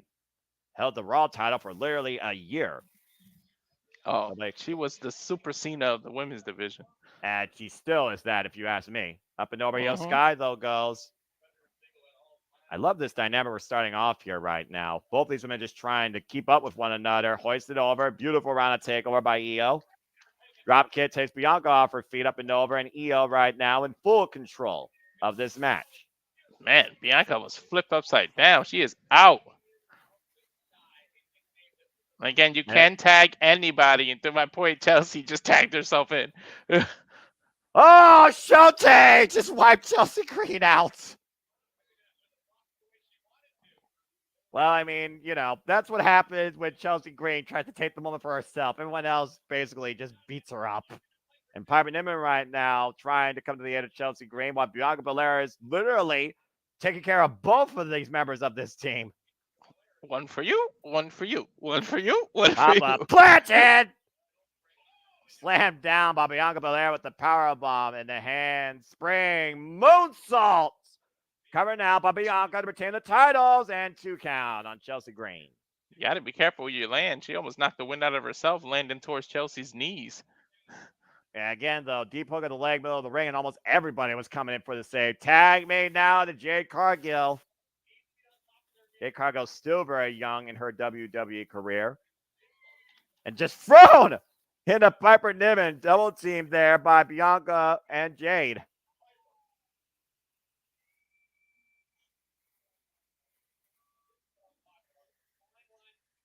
I do think that Jade Cargill and Bianca Belair are extremely confident in their abilities, but I think they're a little bit full of themselves when it comes to being a team. Mm-hmm. Oh, no. Chelsea, Chelsea, Chelsea. Uh-oh, tag made by Last Legend, though. I don't even think Jade realized it. Well, Last Legend just caught Chelsea and just took her down with a scoop slam. And now we have, I believe it is Last Legend and Chelsea Green who are legal. Oh, my God. 2 powerhouses. Tag, you were saying? Jakara Jackson now legal. And the metaphor looking for a double team here. What is this? Jakara right now trying to go up on the shoulders of her partner. She's climbing the Up and over. tree. Oh! Cover now by Jakara on Chelsea. 2 count. Up the falling senton from Last Legend's shoulders. Irish Whip, Chelsea Green right now has been, I would say, picked and isolated as the most vulnerable of the field. Tag made by Lash. And Metaphor in control right now. Chelsea Green front face lock in the clutches of Last Legend. What's Lash looking for here? Oof. German suplex. Beautiful kip up by Last Legend. Also known as Miss Trick Willie. Loves the trash talk. A lot of trash talking here amongst this field. Tag made again by Jakara. Well, you got 6 women who just feel like they're the best, so there's going to be trash talking. Oh, man. And Chelsea Green taken down hard. The Meta Girls showing out here. Still the kind of nice Seth Rollins and Big Bronson Reed, Kevin Owens and Randy Orton, Gunther and Cody Rhodes for the Crown Jewel Championship, and Nia Jax and Liv Morgan for the Women's Crown Jewel Championship. And the United States Championship online triple threat action. LA Knight versus Carmelo Hayes and Andrade. Kairi Sane now legal. At this point, Chelsea Green just needs to make a tag out to somebody, please. Running step up to the car right now. Wipes out Lash Legend. Kairi Sane. There's Kairi Sane right there with her own little phenomenal forearm out of the corner. A mini variation of her insane elbow. Chelsea Green, waist lock, transition. Dropkick to Jakara. And Kairi Sane and Chelsea, I believe, are still legal. Chelsea down, Jakara down. Kairi Sane in control. Kairi taking it to both of them. Ow, ow. Escalera, moonsault off the second rope. Double arm drags. And I believe it is Jakara and Kairi that are legal off the ropes. And spear! Kairi's agility is ridiculous. Pirate Princess, one of the daughters of Stardom, former IWGP Women's Champion and former multiple-time WWE Women's Tag Team Champion with the Kabuki Warriors, Asuka. I'm so Here glad comes she Io. played. I'm so glad she played smart enough to bring dear. her back. Yeah, lost their footing. Choke, well, again, Asuka's still recovering from a leg injury. And Chikara ripped down from the apron. Yeah, but no, I'm saying I'm so smart she brought Kairi back. I'm so glad. Yeah, that's true. I mean, you know, I kind of wanted Kairi to do more in Stardom, but I mean, it's been good to see Io Sky and Kairi Sane and Asuka back together. Mm-hmm. Big missile drop kick to Jakara Jackson by Io Sky. And tag made out of Piper Niven. The last of the powerhouses yet to get involved in this match. Whoa, man! Massive crossbody. Former challenger to the Bailey WWE Women's Undisputed Championship. Catching Kairi up and over. Uh-oh. Power bomb. Oh, God! Sit out. Bomb. Watch Bianca, though. That was almost a Batista bomb, power bomb. And that was a beautiful blockbuster by Bianca. Now Lash Legend. What a pop kick! I think the ref is losing control. You gotta have expected that to happen at some point here, Walter. I'm just saying. Yeah, we definitely. Here we go. This is what I was looking forward to. I should just let Walter commentate about this segment between Jay Cargill and Lash Legend. Their attitude. Both women similar build. I think. I'm trying to get them to stand next to each other to see who's a little taller. I think Jade's slightly smaller in terms of height. A super kick, though, by Jay Cargill, the Last Legend. And both these lionesses squaring off and went for that massive pump kick again. What a pump kick by Jay to the midsection of Last Legend. Wait, Piper's up in the corner somewhere. She doesn't go out there often. What the hell? Oh, man! Takes out Lash, takes out Jade. And Chelsea Green's legal, by the way. Chelsea Green right now trying to get Jade, but again, both women roll up to the outside, and Chelsea Green's left on her own in the ring. Jade doing the intelligent veteran thing to roll out of the ring, even though she's not a vet. Well, Chelsea Green needs to do something right now, but I don't know if this is wise. But Chelsea, what are you doing? Top rope. Oh, wait a minute. Off the bottom rope. A little bit safer. Now try to look for a... No, never mind. Now on the apron. And she's trying to do a moonsault. But never mind. Just throws her body into Piper Niven, who catches her. Look at that embrace. I love that. Chelsea was like, nah, I'm not risking it. Chelsea Green is a smart wrestler. I don't care what anyone tells me. Well, wait a minute. Kairi may not be. With a saw with the inside elbow, wiping out Chelsea Green and Piper Niven on the floor. She wiped out the field. And now the genius of the sky might look to fly. Up to the top rope, Io Sky soars with the insane moonsault. Wiping out the field again. And wait a minute, now Lash Legend and Jakara Jackson. Jakara Jackson again getting an assist in height elevation. Up on Lash Legend's shoulders. What the hell are they thinking here? And oh man, launched off. Taking everybody out. Everybody's down. Bianca back in the ring, though. White Lash Legend up and over the top rope to the floor. Ooh, she hit the back of her head on the apron as she was coming out. Demolition Derby here right now amongst all 8 of these women. I think Jade is the only one left. Look at the insane height on that elbow drop by Kairi Sane. The launch she gets off that. Oh, Jade was down on the other side. That's what it is. Jade is down because she rolled out of the ring earlier. And again, I think she's the only one not part of that mosh pit. And I have no idea who's legal right now. Again, folks, this is our second match. Yes, second match of tonight. WWE Women's Tag Team Championships on the line. And I believe it's Chelsea Green and Jade Cargill who are legal. And oh no, got hooked and just got jaded. Cover 2 in. Broken up by everybody. I thought it was it, but everybody broke that up. 2 count. Right now, we got Bianca Belair just squaring off against the field, taking down Kyrie, Io, and right now duking it out with Lash Legend. Io Sky with a waist lock, though. Standing switch exchange. Whoa, man! Cutlass spinning back fist. Bianca might be on her feet. And Io with a beautiful German suplex, low bridge. Can't hold on, though. Io showing her own strength. They're looking for that bridge attempt. Northern Lights, but wasn't able to get it. And Damage Control has taken control once again.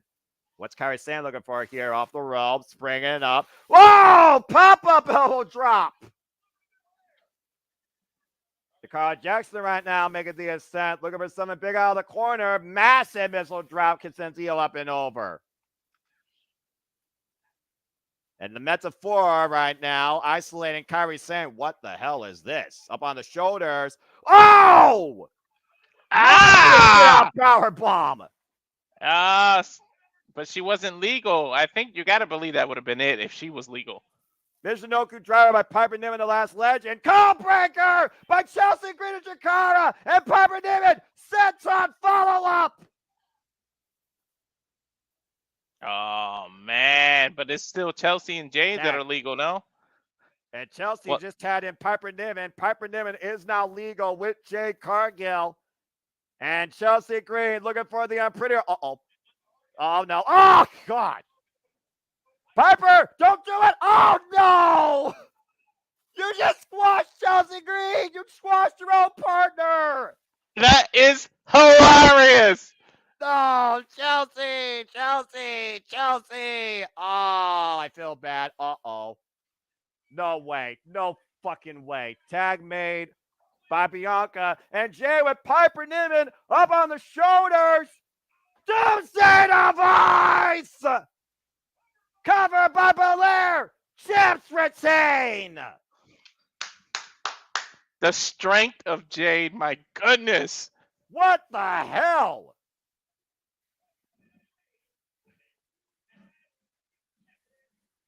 Well, Bianca Belair and Jade Cargill putting the entire WWE Women's Tag Team Division on notice, demonstrating why they bring the strength and the dominance and might be the greatest going today in women's tag team wrestling. Incredible match. Let's take a look at some of the highlights here. Look at this launch off the shoulders. Electric chair, powerbomb sit out. I thought the Metaphor actually were going to do it there. Then Chelsea Green came in with her own code breaker.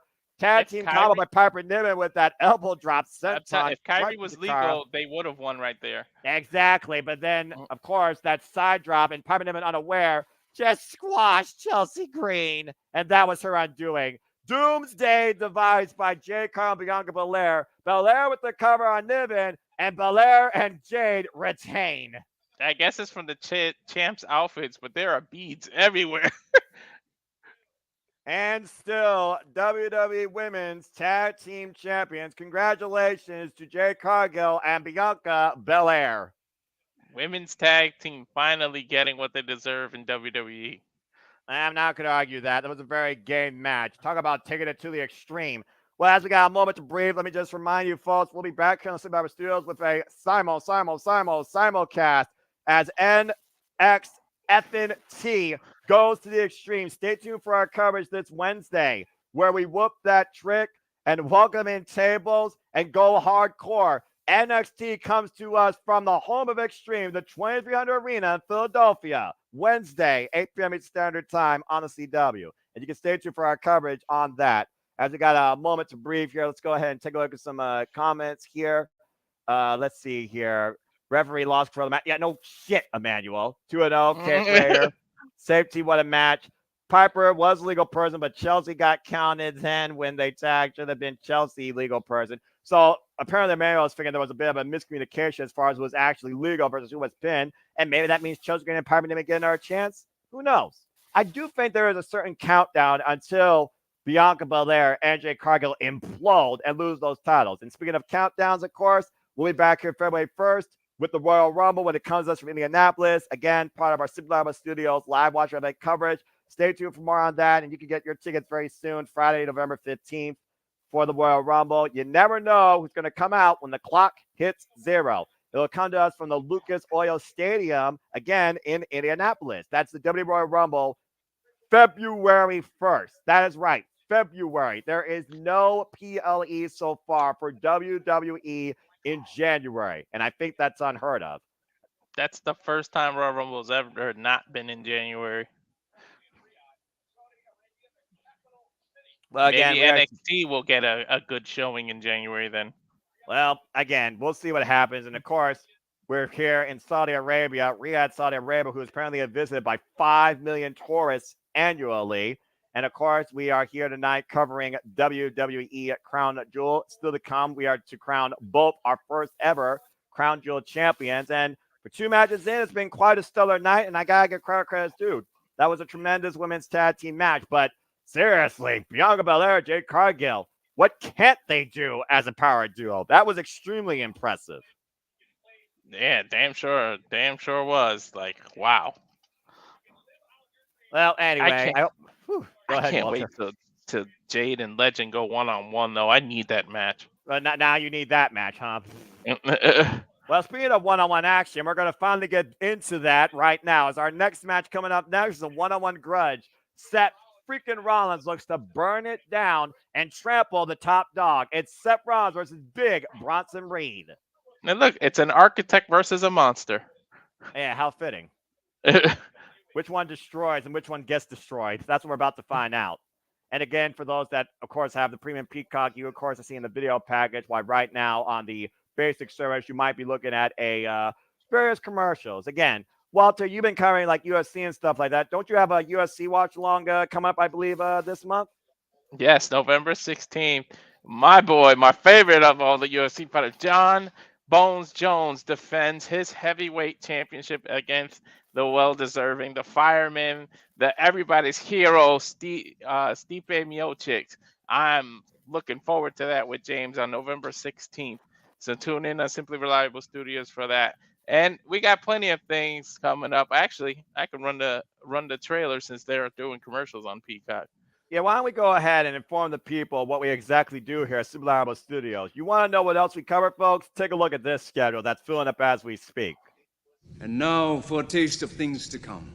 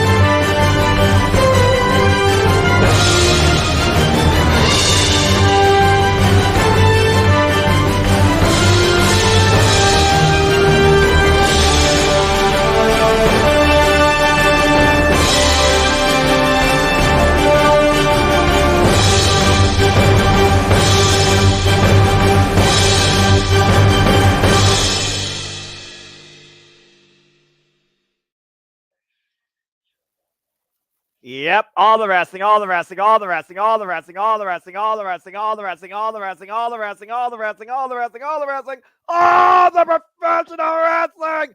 Damn it! And combat sports and other former sports, courtesy of the Super Reliable Studios. Again, let's go ahead, though, and bring people up to speed now with the current events as we are getting ready for our next match here at Crown Jewel. It was Seth freaking Rollins wiped out by Bronson Reed with 6 tsunamis, and he was left for dead, injured, as Bronson Reed looked to claim his own spot here and prove like he's the top dog of WWE. It continued with fallout with Braun Strowman. We had a last monster standing match, and Seth freaking Rollins came back and caused Bronson that. Since then, they have destroyed the actual ring area, the arena, and have brought in parking lots of trash cans, cars, trucks, stage crates, tables. Nothing has been left to chance. And these two are going to literally burn it down and break each other down tonight in Saudi Arabia at Crown Jewel. But only one is going to leave the winner. And who's to say that Seth is fully recovered? We don't know if he fully recovered from those attacks. And we know last year his knee was just tore up from the floor up. Who knows if he even recovered from that either? In the meantime, look at this getup.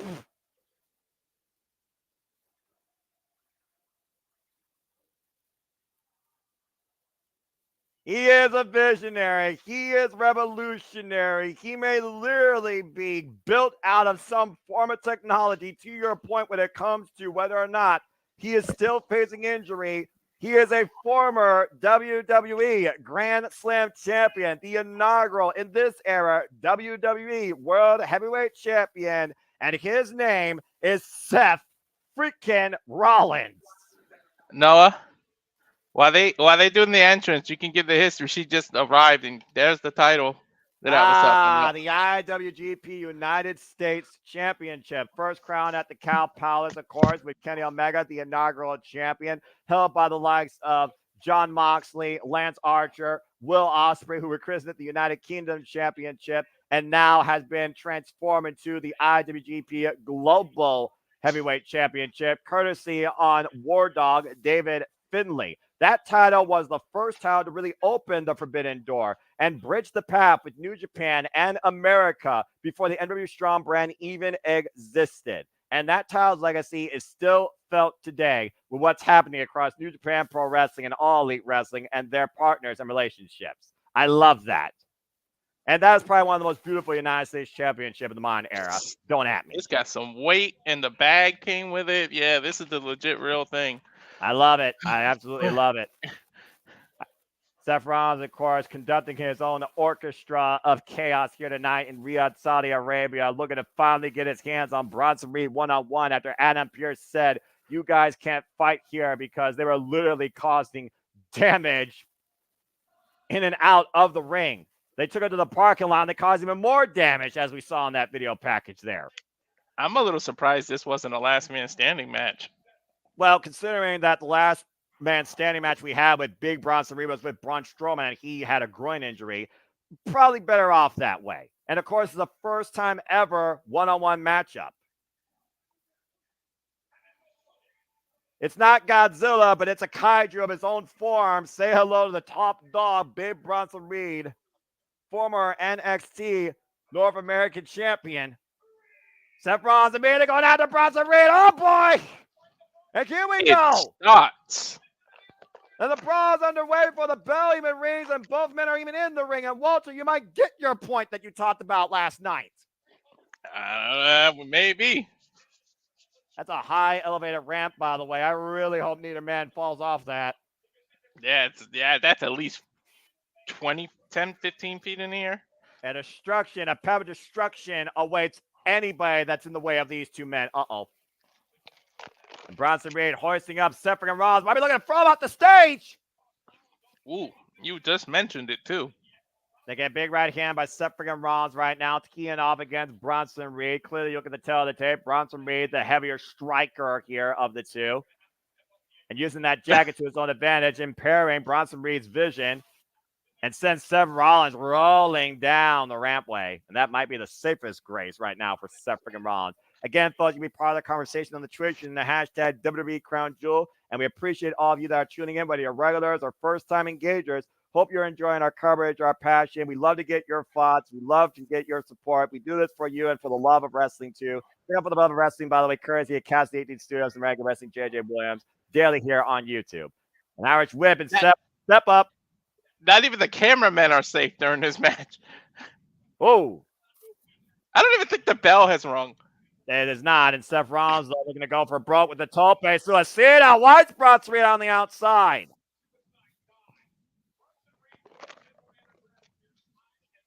Remember, Bronson Reed said he was going to make an impact. And you got to consider what Bronson Reed's done the last few months has been the biggest impact of his WWE career. You got to believe it. Again, right now, Seth Rollins scouting Bronson Reed. We've seen this before. Seth Rollins with the run up to Bronson Reed. And Bronson Reed catching Seth friggin' Rollins and hoisting him up and over the timekeeper area. Bronson's career has never been hotter than this moment right now. Take a look at the replay here and watch the way Seth lands. With his leg on the other railing. Oof. And again, every time Bronson Reed has gotten his hands on Seth friggin' Rollins, it's left nothing but destruction in its wake. And the match is not started yet, by the way, folks. We have not started this thing yet. It may not even start. Now the bell is officially rung. Referee John, I think that's John. I'm not sure which ref that is. They don't give these guys names enough. Clothesline by Reed to Seth Rollins, and and this could be it right here. The beginning of the end. Bronson Reed with the tsunami to Seth freaking Rollins. I think there will be more than one tsunami. Considering last time he literally did 7 of them. And man, Seth freaking Rollins gets out of the impact of the second one, counting. Curse stop to Bronson Reed. Cover by Seth to win a Crown Jewel kick out at 2. Wow. I don't think I've seen too many people kick out of a curb stomp. And I don't think I've seen somebody recover as quick as they did, even if it was unsure awareness from a tsunami like Seth freaking Rollins.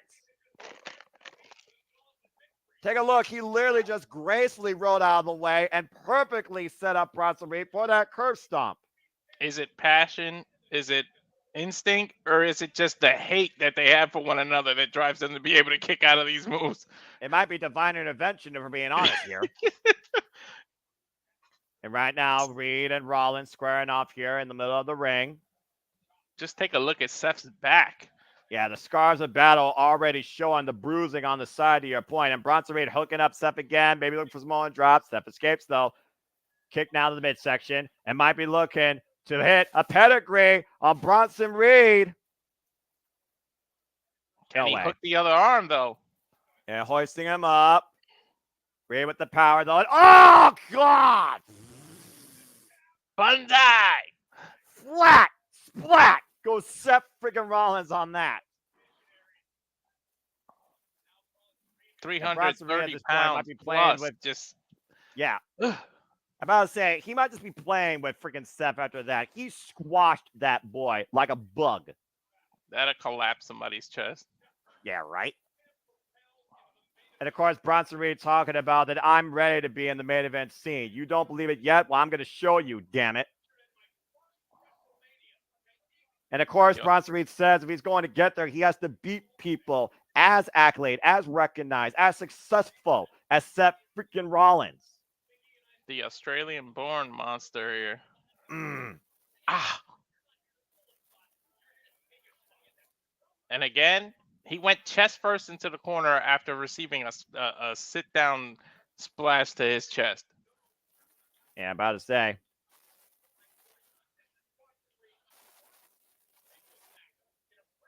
And by the way, Bronson Reed making history here. Remember the last time we were in Saudi Arabia? It was a triple threat. Remember any other time we see him in PLEs? It was multi-person. It was ladder matches. This is Bronson Reed's first singles match on a PLE. And it's against a former Grand Slam champion in WWE. And right now, Seth Rollins, who has constantly fought from underneath. Trying to get back into this bout. And again, just a clubbing shot.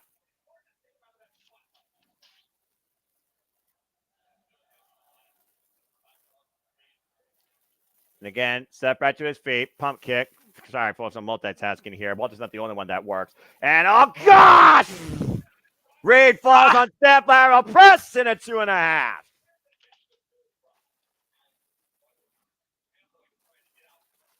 Man, talk about a way to literally have the wind knocked out of you. Bronson Reed just falling on Seth. That's the last place you want to be.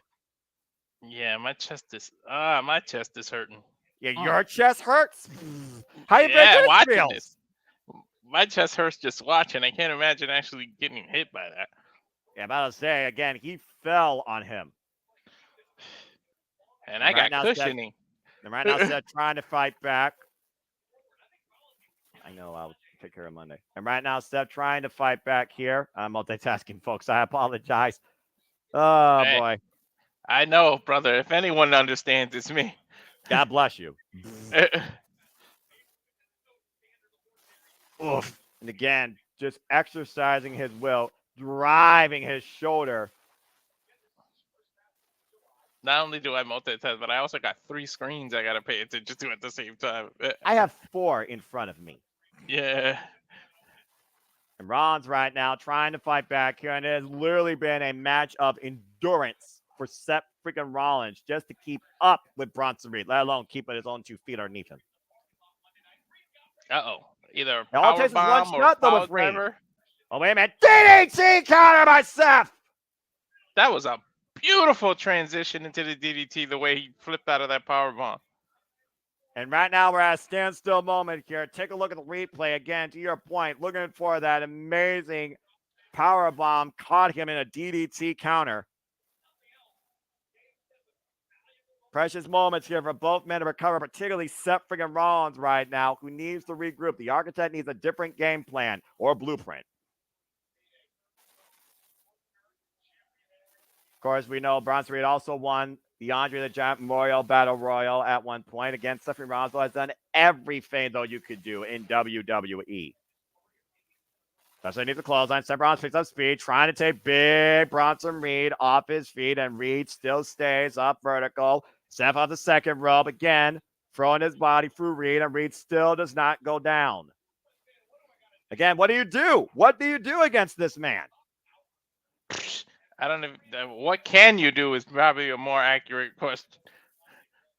Well, I mean, we talk about, chopping the big man down. I guess that could be one idea. Hey, whatever works. Well, now Reed going up to the top rope here. Oh, boy. Visions of destruction on Bronson Reed. Possible superplex. This might literally shake the foundation of the ring. You're trying to bite Bronson Reed, though. I mean, hey, sometimes desperation's got to come into play. You do what you have to survive. And we know that Seth freaking Rollins is a master methodical player. Massive headbutt takes Bronson Reed down hard. Now Seth to the top rope. Might be feeling a little froggy. Rollins with a splash. Can he cover Reed for the 3? Oh, good Lord, a 1 count. The height this man gets in those frog splashes. Look at the eyes, though. The eyes tell the story. And again, look at the height. Look at the bounce. The damage done with the initial tsunami, by the way, to Seth. Still feeling it.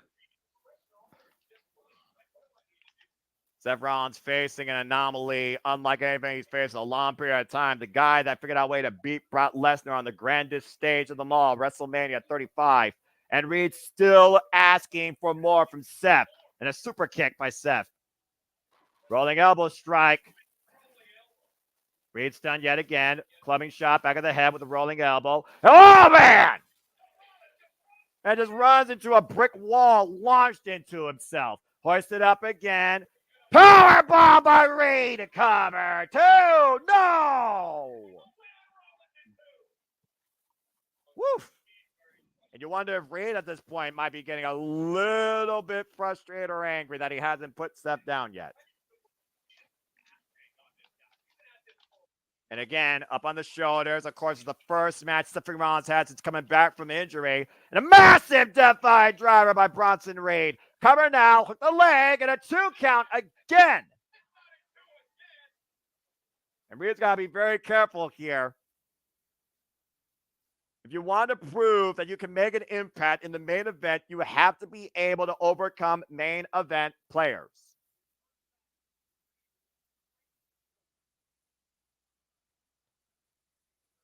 And again, Bronson Reed exercising his will on Seth. He understands, again, the danger that comes with this.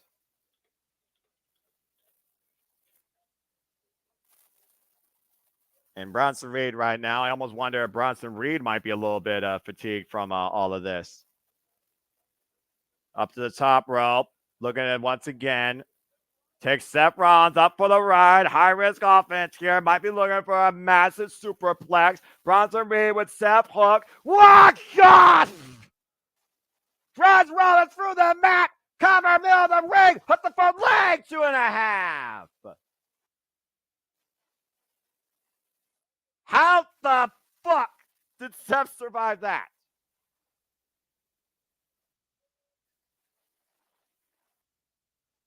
I don't know how he survived it at all. Again, Bronson Reed, you want to be in the main event. This is the competition you have to deal with. You have to overcome. You have to hang with. You have to show that you're willing to go further. There's a reason why people like Seth freaking Rollins, Drew McIntyre have been part of the main event scene of Monday Night Raw, why Reed has been in catering. Oh, an emphatic statement by Seth with the slap. Said you should have finished when you had the chance.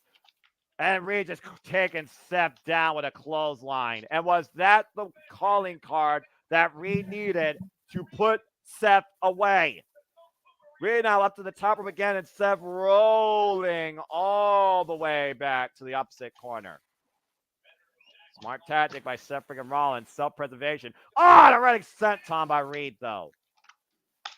It's almost like we're just delaying here. Are we just literally holding out for the end?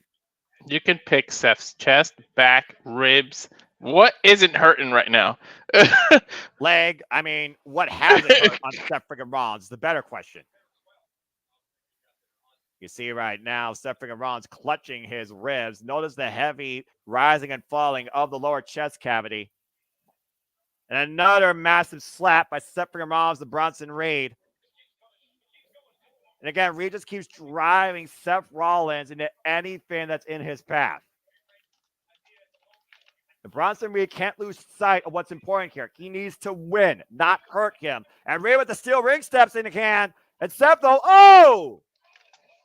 Reed drops to a knee and goes face first, the steel ring steps. And Seth Rollins setting up for a curb stomp! Face first into the steps. The official will begin his 10 count now, and Seth can win via count out. But Reed somehow still stirring. Reed showing that he's still alive. Makes it back in the ring before the count of 5, and walks right into another curb stomp. Oh! But look how close his feet are to the ropes, though. And he still won't go down, Noah.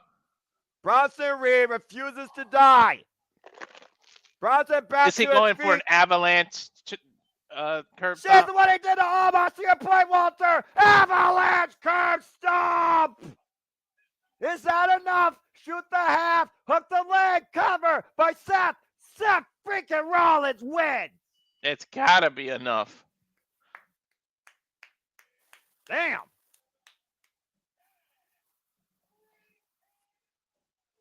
Ain't no mistake about it. Seth freaking Rollins was in one hell of a fight, but the Arbiter proves once again he always seems to find a game plan to win.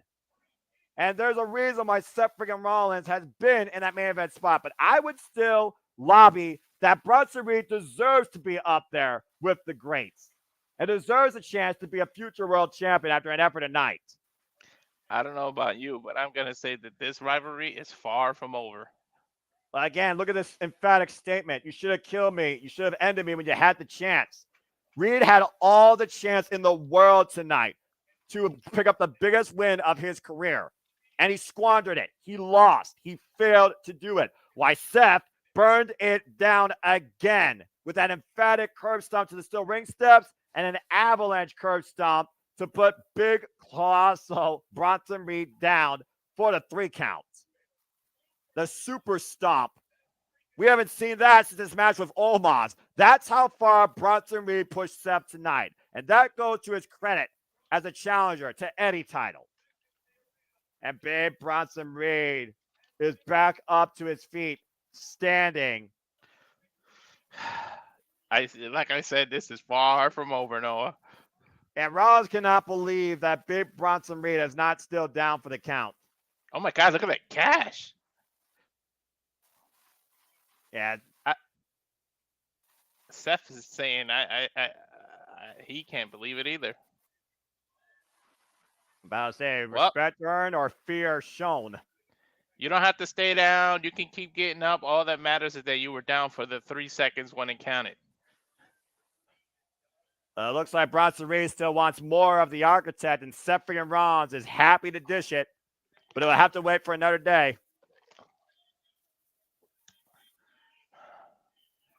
Fitting the next PLE is called Survivor Series because these two will have to survive one another. Yeah, Seth and Rollins emphatically says, you want a piece of me again, I'm fine to give you it, but the result will be the same. You mess with me, and I will put you down each and every time. We'll see if he backs that up. We'll see if that happens again at some point. Maybe Survivor Series, we'll see. But I would say that Seth survived Bronson Reed, and Bronson Reed showed that he is far from killable. Well, as we got a moment to breathe, let's go ahead and see what's up with y'all in the comments. Matthew holding out for Reed. Again, phenomenal effort by Bronson Reed. Kate Rare is 3-0. I'm 2-1 because Chelsea Green. Damn it. What a point after I'm doing one because of this match. Right. What a point after Reed gave Seth 6 tsunamis. Yeah, no kidding. He only got 1 tsunami in tonight. Anyway, as we continue forward here through our Crown Jewel show, I want to give a shout out to, again, Survivor Studios that give you coverage on the World Series. Congratulations to this year's World Series champions in the Dodgers.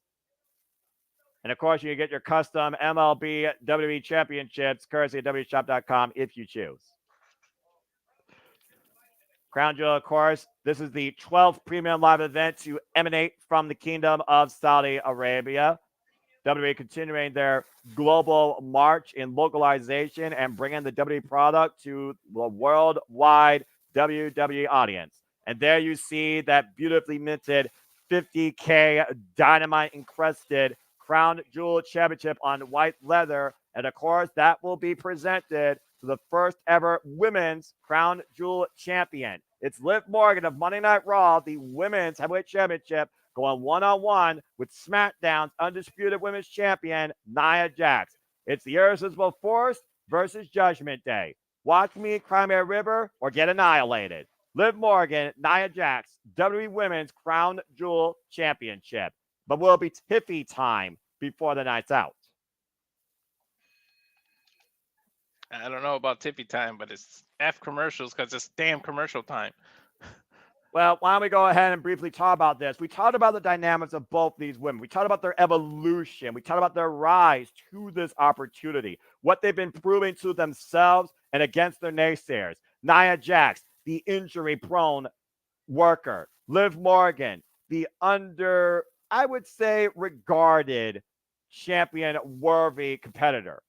And here we have Liv Morgan, the hottest asset right now on Monday Night Raw with Dirty Dom in the corner, neutralizing Mommy once and for all thanks to the return of Raquel Rodriguez, while Nia Jax has taken a stranglehold on SmackDown, becoming not only queen of the ring, but being Bayley for the WWE Women's Championship with Tiffany Stratton in her corner, thus controlling, or so she thinks, the Money in the Bank briefcase.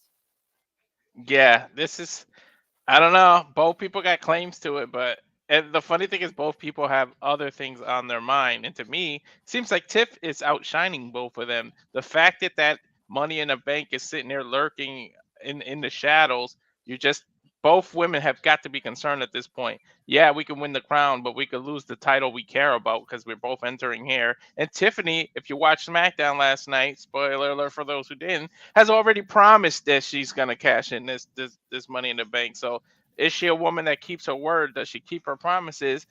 Or will she not get the opportunity? So it'll be interesting to see where we go. But Nia's a powerhouse who's been on a roll since she's been back. But also Liv has backup. You got Roxanne. You got the whole Judgment Day. You got Dom who's lurking around. You never know if Finn Balor and JD are lurking around, even though it seems like there's dissension in that, but that's for another story. So really, is Nia just facing Liv, or is it Nia versus the entire Judgment Day? Well, we heard Tiffany Stratton talk about again that she looks to take home one of these titles.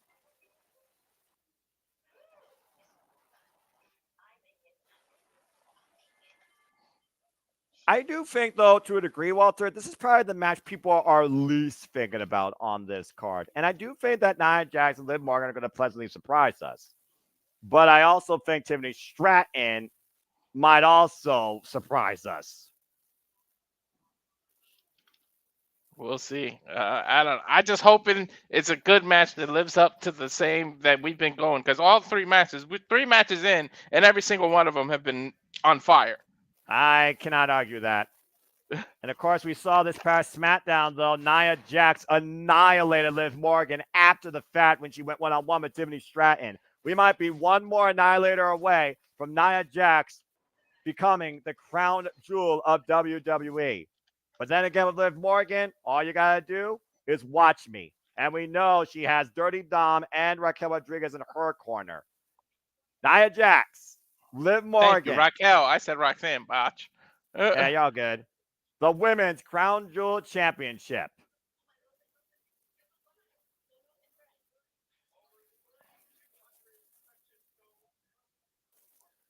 That title is 3,273 embedded stones, 50 carats of diamonds, 250 total carat weight. All the emeralds are pure Australian crystals. If somebody wore that title, it would be to their chest. It's so long. It's a friggin' bulletproof chest plate. Don't make me go NAF tonight. Here we go. It is officially time for the Women's Crown Jewel Championship match. And you got to talk about Nia's history here. The last time she walked out in Saudi Arabia, she walked out queen of the ring. And this is also not a first-time ever one-on-one matchup. 3-1 record against Liv Morgan.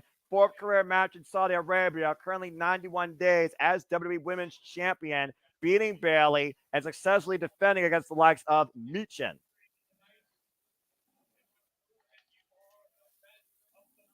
You talked about, again, Nia Jax's resurgence, her renaissance. It's coming back to WWE this year, where she literally has made Saudi Arabia her crown jewel of victories. Confidently walking out, but look who she walks out alone. You know Liv has got backup. Yeah, but is Liv bold enough to come out here and do it all on her own? Because Nia Jax has been virtually unstoppable since returning to WWE. Let's not forget, when she first came back, she started the year off beating Becky Lynch and has been going upwards ever since. And meanwhile, here comes representing the Judgment Day and Monday Night Raw, our current WWE Women's Heavyweight Champion, Liv Morgan. Watch me cry about it. Who goes one-on-one tonight once again against Nia Jax. These two had a long run of history in their careers. Liv Morgan, of course, who won the Women's World Championship at King and Queen of the Ring in Saudi Arabia, 161 days as champion, has not lost a one-on-one match since March. And this is our 3rd career match in Saudi Arabia. We talk about Becky Lynch. Interesting enough, she shut me up because, look, she came out alone. And, of course, Liv Morgan made sure that one person will not be a factor here on NXT this last Tuesday, as Rhea Ripley was left bludgeoned in the parking lot, courtesy of Raquel and Liv, and steel pipes. You're not going to see Mommy tonight in Saudi Arabia, folks. And you might not see her for a while. And according to this, following that brutal attack at the hands of Liv Morgan and Raquel Rodriguez, Rhea Ripley suffered a fractured right orbital socket and will be out indefinitely. Damn. So you might have to come back with a face mask. Well, look at Eddie Kingston. Look at Bryan Danielson. Think about how long they were out. And to your point, came back with an eye patch. Let's go down to Mike Rome for our introductions of our first of 2 Crown Jewel Championship matches.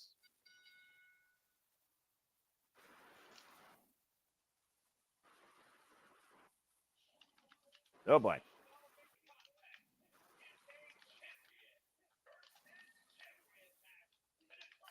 Champion versus champion.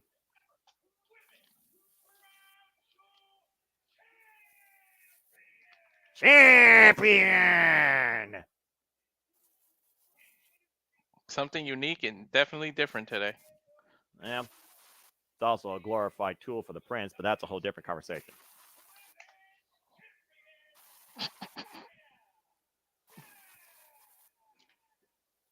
Nia Jax, WWE Women's Champion, representing SmackDown.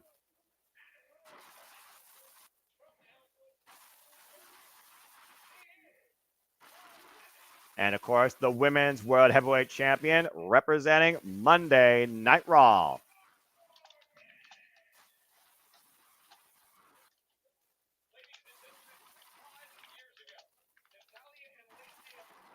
We talked about, again, the evolution of women's representation in WWE and Saudi Arabia. It was 5 years ago when this partnership started with WWE. The first women's match was Lacey Evans and Natalya. And now we've come to this, crowning the first ever Crown Jewel champion with Liv Morgan and Nia Jax.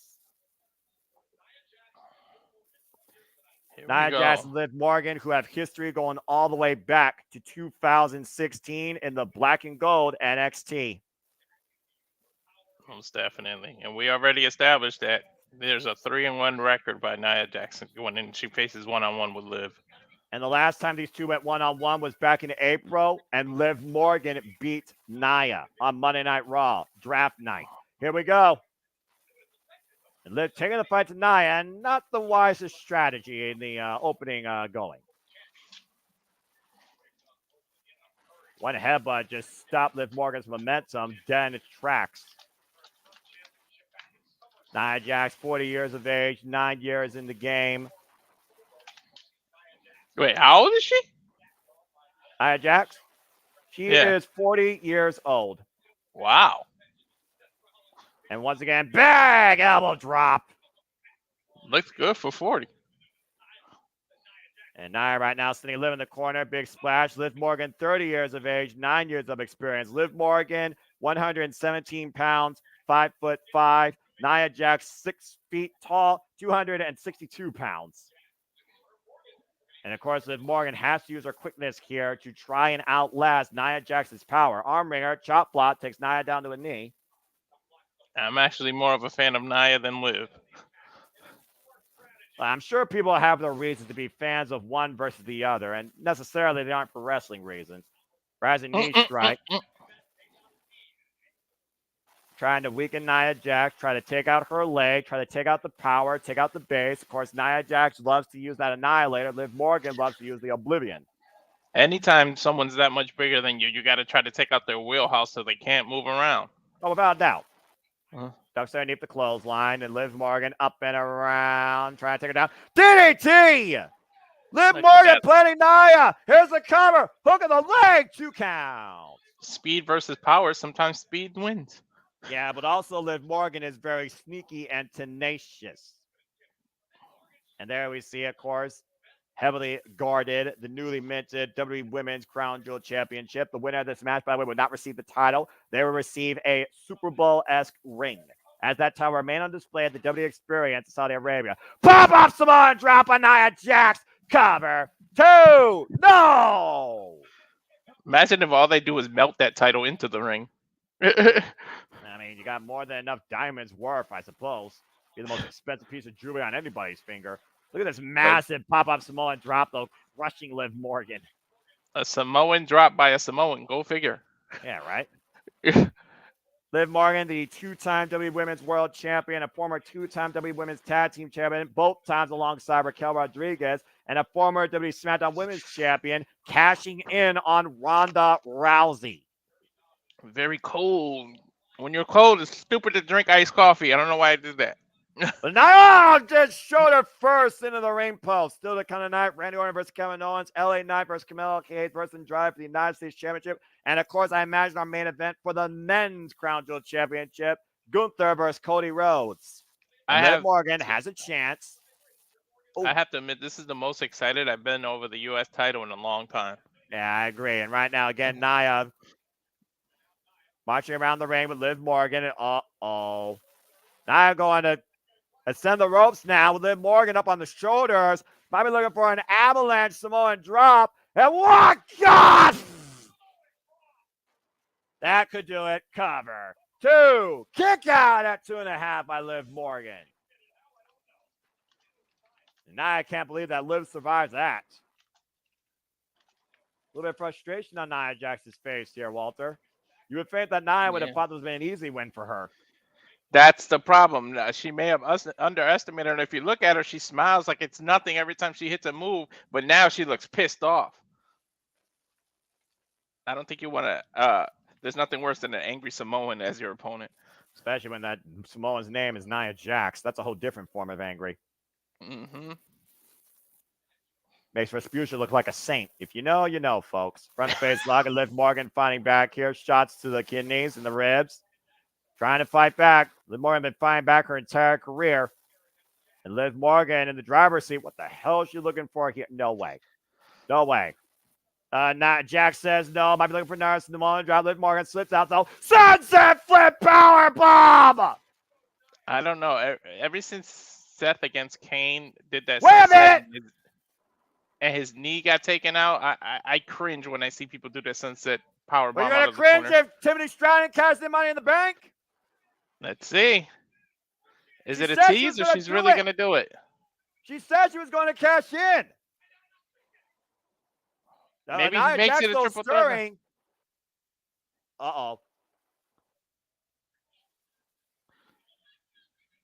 Nia taking her eyes off Liv Morgan and talking to Tiffany. A little bit of jaw-jacking here. Nia saying that Tiffany's not supposed to be here. Oh!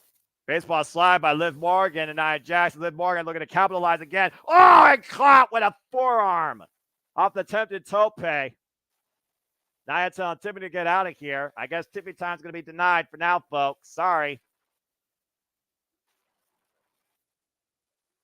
Again, why is Nia the one to try and control Tiffany Stratton when she cashes in? Pop up, Samoa drop. Why is she even upset? The crucifix. 2 count. Liv Why would she be upset? You don't know who she's cashing in on. Let her do what. Let her cash in on Liv. If I was Nia, Tiffany Stratton has earned the right to cash in on whoever she pleases. No one controls that but her. If she wants to cash in on Nia, I welcome that more than Liv Morgan.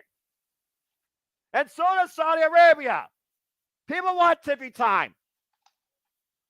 Liv Morgan going for Oblivion, though. And Nia Jax fighting back and taking Liv down with a choke slam. Cover, hook the leg, the ring, and a 2.5. The fact that Nia's trying to control Tiff may be what motivates her to actually do the cash in. Raquel Rodriguez trying to tease the briefcase. Preventing the attempt to cash in on Liv. Now Nia literally hoisting up Raquel by her ponytail. Stun gun across the second rope. Liv Morgan. Oblivion. A cold break out of the corner. Cover now. High stack. 2. No. Wow. And now we got Dirty Dom out here as well. All the outside parties and the biggest boos in the industry.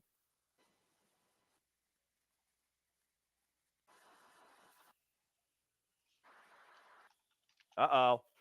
Raquel and Liv trapping Tiffany. Oh, and a splash by Nia, wiping out all 3. There's too much shenanigans going on, much like tonight. We can tune in later tonight. Well, apparently Nia's having none of it. If Nia wasn't angry before, she's got to be furious right now with all of this. Splash to Liv Morgan, and again, massive leg drop across the chest. Uh-oh. Dragging Liv to the corner, looking to annihilate her. Dom just threw the briefcase in, though, distracting the referee. Much like when you scream near some snow, there might be an avalanche. A side kick to the head by Raquel to Nia. The referee distracted, never saw it though. Team effort here by Judgment Day. Liv in the driver's seat, and Liv sends Nia into oblivion. I said it Cover earlier. by Liv. Liv Morgan is the first ever WWE Women's Crown Jewel champion. I said it earlier. It isn't one-on-one for Nia. It's Nia versus the entire Judgment Day. And Judgment Day falls in favor of Liv Morgan. Cry me a river. Liv Morgan beats Nia again.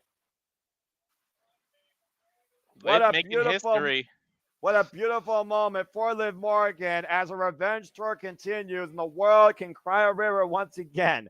From Becky Lynch to Rhea Ripley to Nia Jax to Crown Jewel champion. Liv can't even hide her own emotions. Look at that. And again, you see what happened on the outside here with Tiffany and Raquel. Raquel hoisted up by Nia, all of the strategies in play, and Liv Morgan take a perfect opportunity with the code breaker. We thought she won right here. Deep step, hook of a single leg, 2.5. That was But things really broke down here when Nia wiped out Raquel, Liv, and Tiffany. But look at the moment she looked down at Tiffany. Dom sees in the briefcase with all the chaos in play. Raquel with a big boot to the side of the head turns Nia up and over. And Liv Morgan sends Nia into oblivion. Watch her because she just became Crown Jewel champion.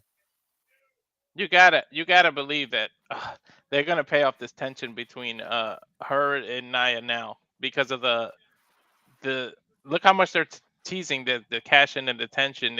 When she cashes in on Nia, it's gonna be ridiculous. And Tiff is gonna automatically become face. She's already face, really. Well, congratulations to Liv Morgan, who's crying her own tears. Liv Morgan can barely now, lift that title. That's why Triple H won't let it go. well, again, how heavy is that thing? I should take a photo out with Triple H. Congratulations to Liv Morgan, our first ever women's Crown Jewel champion. She would. Triple H won't let go because he knows she can't carry that title. Congratulations to Monday Night Raw, by the way, as well. Raw right now holds the crown jewel of the women's division. She can't carry it. There it goes. But you got to consider what Nia Jax is going to react on Friday night, to your point. Is you're going to blame Tiffany for this loss. Because when Tiffany came out, that's when things started to fall apart. Nia was in control of that match before everybody else got involved. You got to think that she's going to blame her. Who else? She's not going to blame herself for losing. Or she may blame the entire Judgment Day. We may get an invasion of some sorts of Nia on Raw here. Fair enough.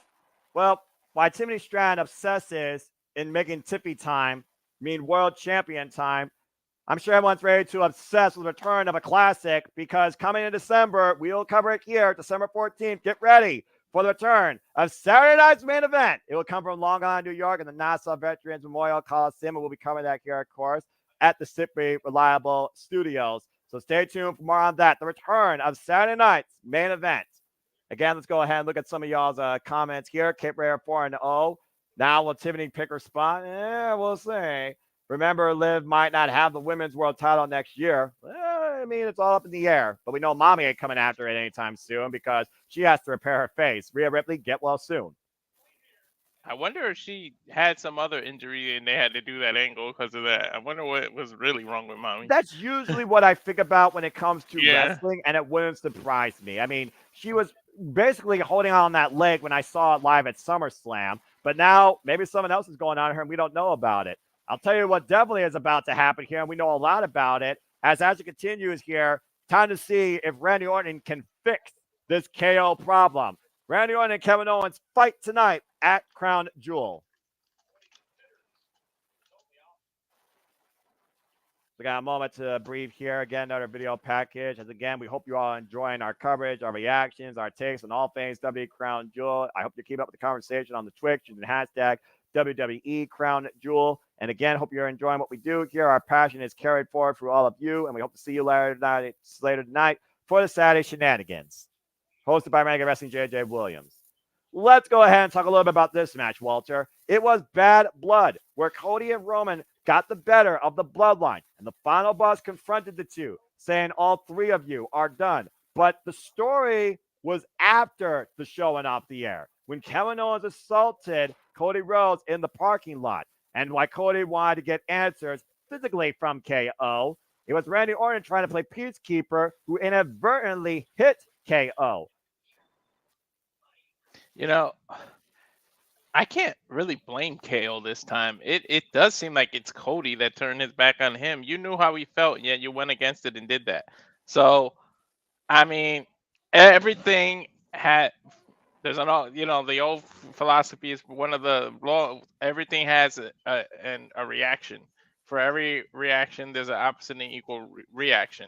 So Cody took action, did what he did, and sorry, but the negative consequences is Kevin Owens. And now he's been a little bit ironic, like Randy Orton, unhinged since that has happened. He's gone into a different place and snapped. And now he faces Randy Orton, who's usually the person who snaps. Now, will this lead to Randy Orton going down some weird path and end up taking it out on Cody in 2025?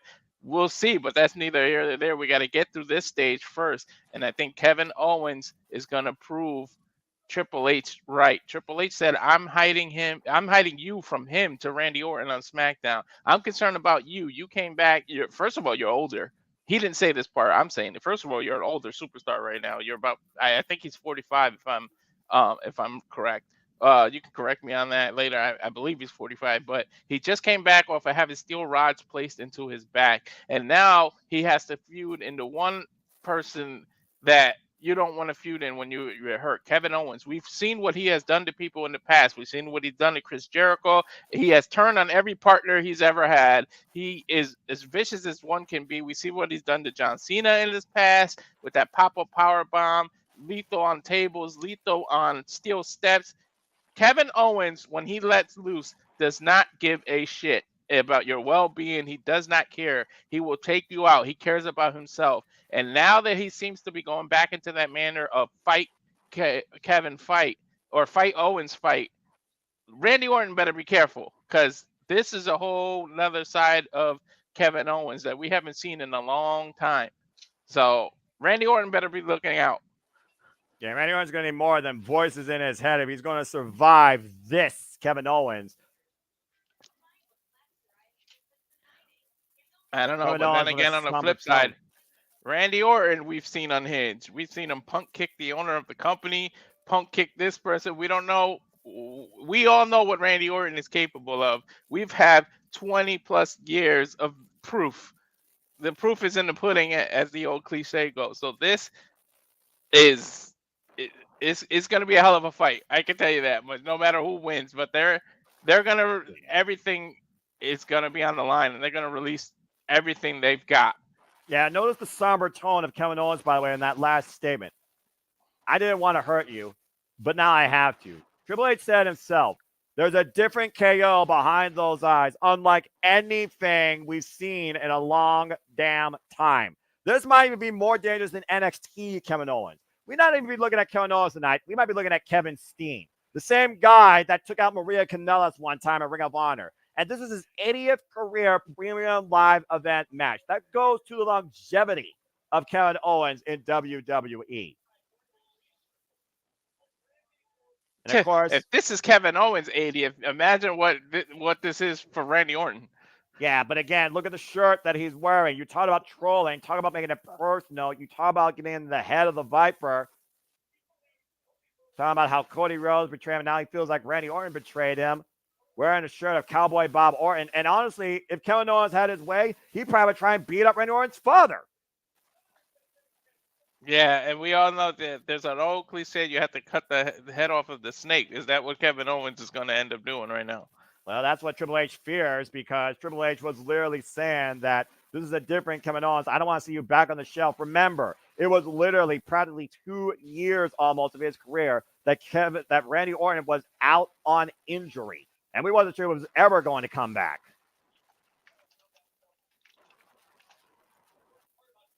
Oh boy. We're dealing with two legit cycles. One that used to be one, and one that may have just became one again. This is a very dangerous atmosphere for both. I don't know.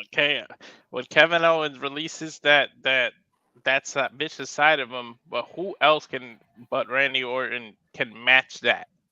They both are just vicious. You said that who else can match it? Makes me wonder if Randy Orton still has that. We talked about it before. He's been welcomed as a respected proverbial baby face of WWE. And I think it's humbled the Viper to a degree. We know he has eyes on Cody Rhodes' title, but he's done nothing physically harmful to the American Nightmare, unlike Kevin Owens, who's attacked him every chance he could get. Randy Orton, the longest tenured active male superstar in WWE, last one-on-one he won was against Kevin Owens in 2022. And this is his 8th career match in Saudi Arabia. Wow, listen to the ovation he's getting. Case in point. Who would have thought you would ever hear the WWE Universe sing Randy Orton to the ring consistently? And it's not just the chorus, by the way. It's the whole damn song. They know it word for word. Look at the decibel meter. Steady between 105 and 106. And for those that don't know, that's enough to rupture an eardrum.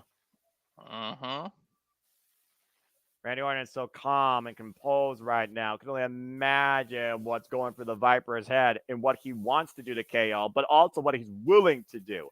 And again, we talked about willingness. It was a willingness of Kevin Owens not to hurt Cody Rhodes that cost him a chance to get the WWE Undisputed Championship. This Kevin Owens tonight, though, looks like he's going to show no remorse and no restraint. I don't think either one of them will, to be honest. But the question does remain, like you said, if Randy Orton has lost that side of him and has to find it again. Jeez, they literally know every word of this song. I mean, with how long we've listened to it, Walter, you and I could probably do a duet on it. And I'm not trying to PayPal freaking making that happen. I love when WWE goes international. Yeah, say that for the nonsensical WrestleMania karaoke where you all always freaking have an expense of my dignity. Damn you. Well, hey, we get something's gonna happen to my dignity if we get me to 100 subscribers by the end of this year. You can talk more about that stretch goal prior to our main event because we still have 2 matches left after this, folks, and what has been quite a stellar show. I will give this show credit's due. In the continuation of the genesis of the Paul Beck era, every PLE has delivered and felt renewed. This is no exception to that rule. You gotta love the flow of this PLA. Look how the matches are just flowing. I complain about the commercials, but still, this is going quick. There's only 7 matches total. I love this format. Well, WWE has always been a strength when it comes to production. And now we're repeating the song. They literally just went for a whole freaking playing of the song. And Kevin Owens is stoic, sitting in the corner as he looks on at the Viper Randy Orton being welcomed in by Saudi Arabia. In fact, these two are literally a team. They went to war alongside each other against the Bloodline. They feuded over the United States Championship, but never got beyond professional with one another. Tonight feels just damn right personal. Yeah. I mean, literally, we were giving them the nickname RKO as a team name for them, and now they got to go, and KO has to be careful of those 3 letters. And Orton right now being attacked by Kevin Owens, who immediately goes on the assault with a steel chair, chop block to the knee, and a chair to the back. The bell is not rung yet, by the way. So technically, that's legal what Kevin Owens did. I guess Kevin Owens waited long enough. Oh boy, now ripping the announce table apart. Hey, Noah, I may have gotten the wrong match saying no contest. It might have been the wrong match. Again, this is the unhinged KO, the guy that broke Sami Zayn's back. Randy Orton right now with the right hand is trying to fight back, though, against Kevin Owens at this pre-match assault. Again, folks, the bell has not rung yet. Overhead shots from the eye by the Viper. Now Randy Orton hoisting up KO. Massive backdrop suplex on the table. And that'll definitely slow down Kevin Owens for a moment. Like you said, Kevin Owens attacking the hamstring of Randy Orton, but we know how dangerous Randy Orton has been his entire WWE career. People don't know KO to that degree unless you watched him in PWG and ROH when he was Kevin Steen. But we also know that Kevin Owens is willing to do anything now by any means necessary, it seems. And again, reminder, the bell has not sounded. This is just Oy! these two battling it out before an actual match. This is more of a fight. Again, though, Randy Orton grabbing that leg, though. Again, damage done to that hamstring of that early chair assault, trying to get feeling back in that left leg. We're going to have to really scout that during this match, especially if he looks for that possible PK, punt kick. Referee trying to bring both men back inside the ring. Bell is not yet rung. Kevin Owens with steel chair in hand again to the back.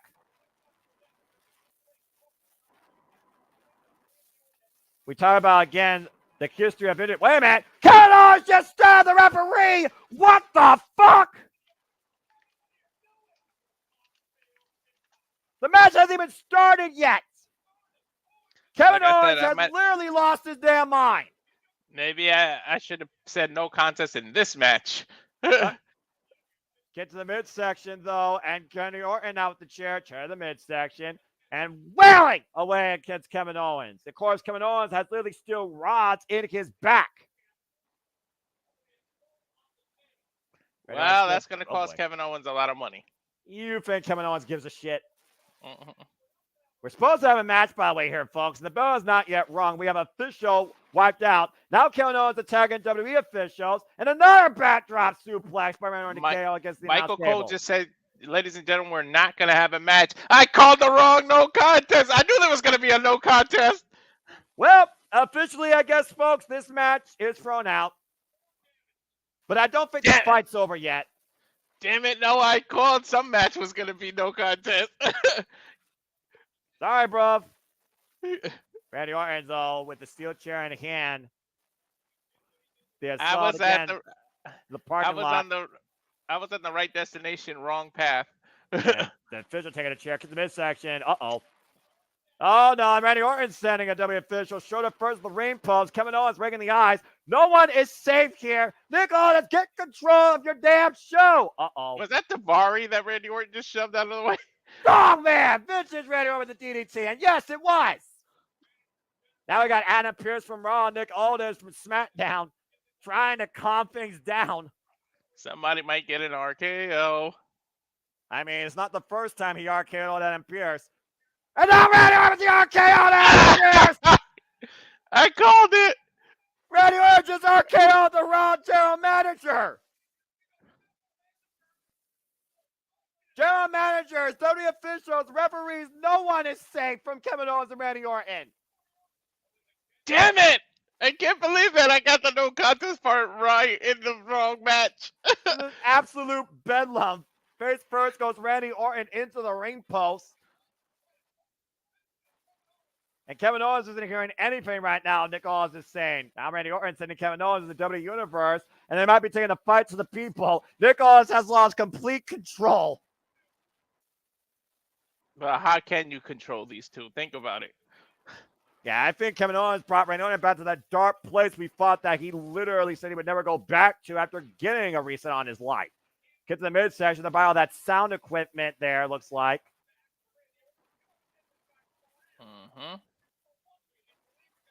Oh, man, what the hell was that? It's like part of a stage crate lid to the face of Randy Orton. I mean, Kevin Owens is literally trying to end Randy Orton's career at this point. You got to believe that that's what's on Randy Orton's mind, too. Well, how bad do you really take betrayal? And apparently that's Kevin Owens' MO here. These are shots with a light board or some kind of case to the face. That looks like a case lid to me. Is that the lid to the case that the Crown Jewel title was in? I have no idea. And we need some help here for Randy Orton. He's laid out right now. Might have a bad leg. And Kevin Owens, what the hell? I think he's going to go for the frog splash off the stairs. Oh, my God. Kevin Owens from the upper bleachers. What the hell are you doing, man? Wow, my God. Elbow drop through the heart of Randy Orton. Through the table. We thought Randy Orton's heart was black. Kevin Owens' heart is black. Kevin Owens don't give a shit. I can't imagine just betrayal drove this man to this. How long has this been in Kevin Owens' crawl? Ever since the Bloodline got the better of him?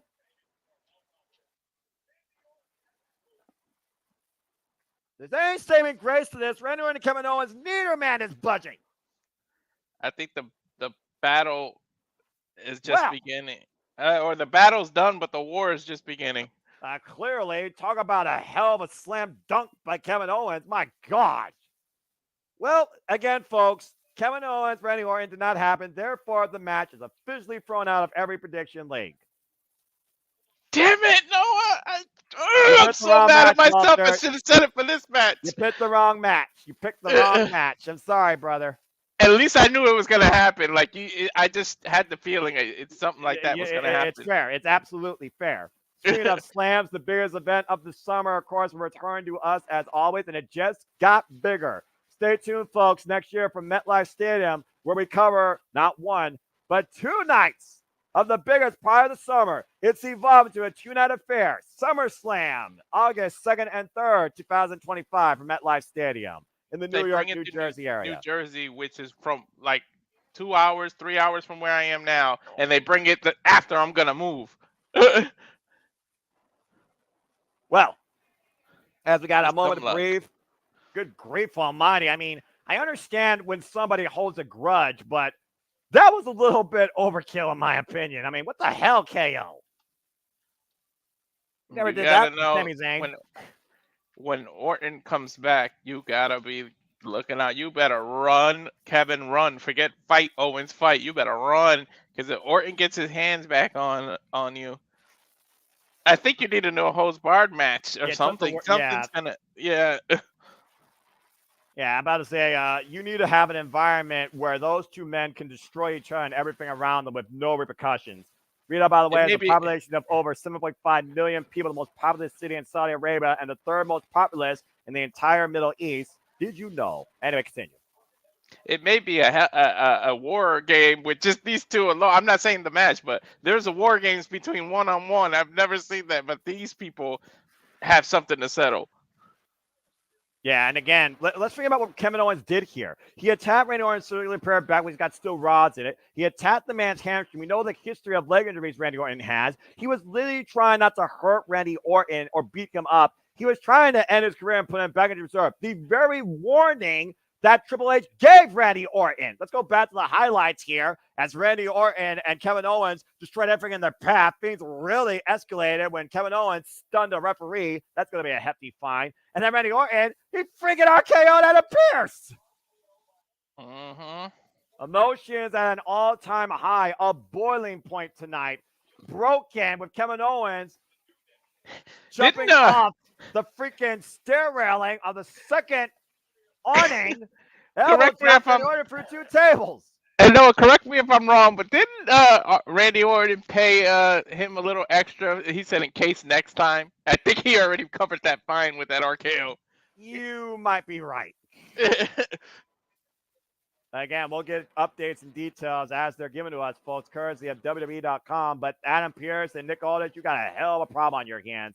Let's go ahead, though, and try and change gears. We look back now 2 weeks ago. It was Andrade and Carmelo Hayes going one-on-one to become the number 1 contender for LA Knight's United States Championship. Both men inadvertent contact, by the way, with the referee. That super kick by Hayes wiped out LA Knight, and LA Knight had enough of these two, taking out both men here. The United States Champion will make the rules his own. BFT to Andrade. Carmelo Hayes went down the announce table. Carmelo Hayes coming back in. BFT to Carmelo Hayes, and LA Knight wiping out all his competition.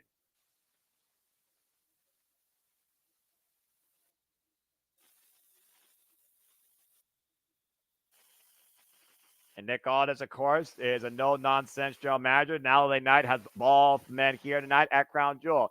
Time for our semi-main for the United States Championship. Triple threat match. And tonight we will see if Melo don't miss. The first round draft pick from NXT and his first night in SmackDown on WWE He faced Cody Rhodes in the main event. Now he finds himself here in the semi-main for his first chance at singles gold. Will he be him or just be he that loses? But again, let's go ahead and bring people up to speed. Triple threat match, of course. Champion does not be involved with decisions. First pinfall submission wins the title. There are no countouts and no disqualifications. We know that Carmelo Hayes and Andrade have been locked in warfare in their own best-of-7 series, which still has no definitive winner. And also, Carmelo Hayes and Andrade both have a championship loss to LA Knight. Yeah, and we know the best of 7 between these two never really got solved. Carmelo Hayes, of course, a record-setting NXT champion and NXT North American champion. And has all the confidence in the world in his own in-ring ability, his own Casanova. But speaking of confidence and accolades, tranquilo for this ingobernable, La Sombra, Andrade. I'm telling you, this is pretty much the match of nicknames. Yeah, but it's also the match of made men. And we know Andrade's pedigree and record. Former NXT champion, recognized throughout all of Mexico. Former, not that we count it, but former speed champion as well. Don't get me started. Former United States champion, of course, multiple-time NWA World Historic Middleweight champion as La Sombra. And former CML World Tag Team and World Trios champion, Azteca champion as well. His name was literally The Shadow.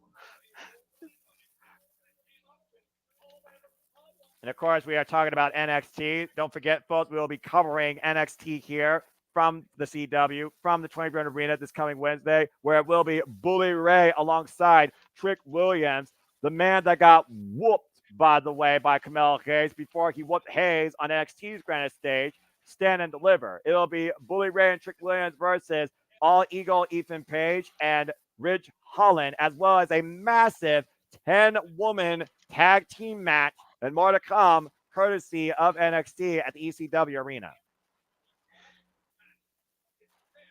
Yeah, it's funny because Andrade and Carmelo have similar styles. It's just LA Knight that's the odd one out of this triple threat in terms of styles.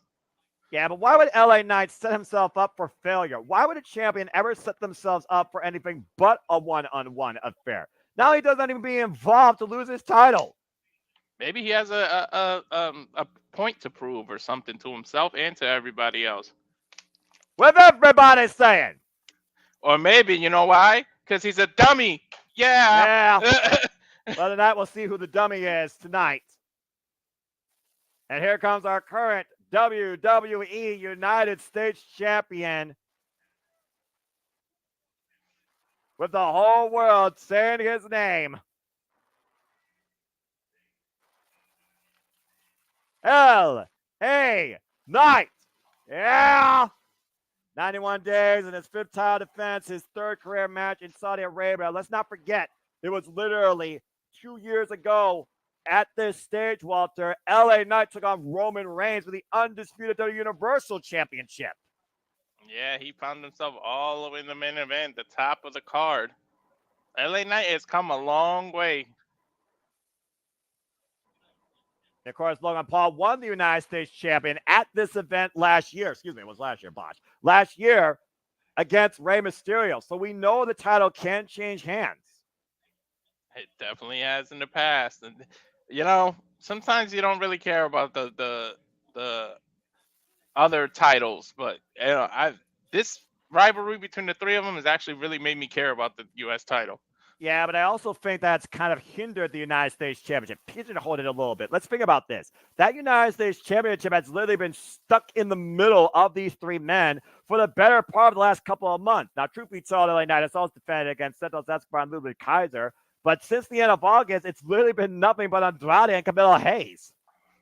Well, you think about it, who else was in that ring? Plus, AJ Styles was hurt or off TV for a while, so, I mean, he could have been thrown in that mix if it wasn't for his current injury as well. And Andrade and Camille Hayes going after each other here. This is great for the champion. Just letting these two continue to duke it out. We talk about their best of 7 series. Camille Hayes took on LA Knight in a match that went less than 10 minutes, while Andrade tested LA Knight in a bout that went over 17 minutes. LA Knight proving that he is no dummy. Yeah, he just lay back and let them do what they want. Well, again, here's LA Knight right now squaring off against Andrade and Camelo. Literally back-to-back shots to the left and the right. And everyone's saying, yeah. The megastar taking down him. Now looking to take down La Sombra. WWE fans right now have been extremely passionate and engaged the entire night. The enthusiasm and energy has not let up. Oh, and a double super kick wipes LA Knight out.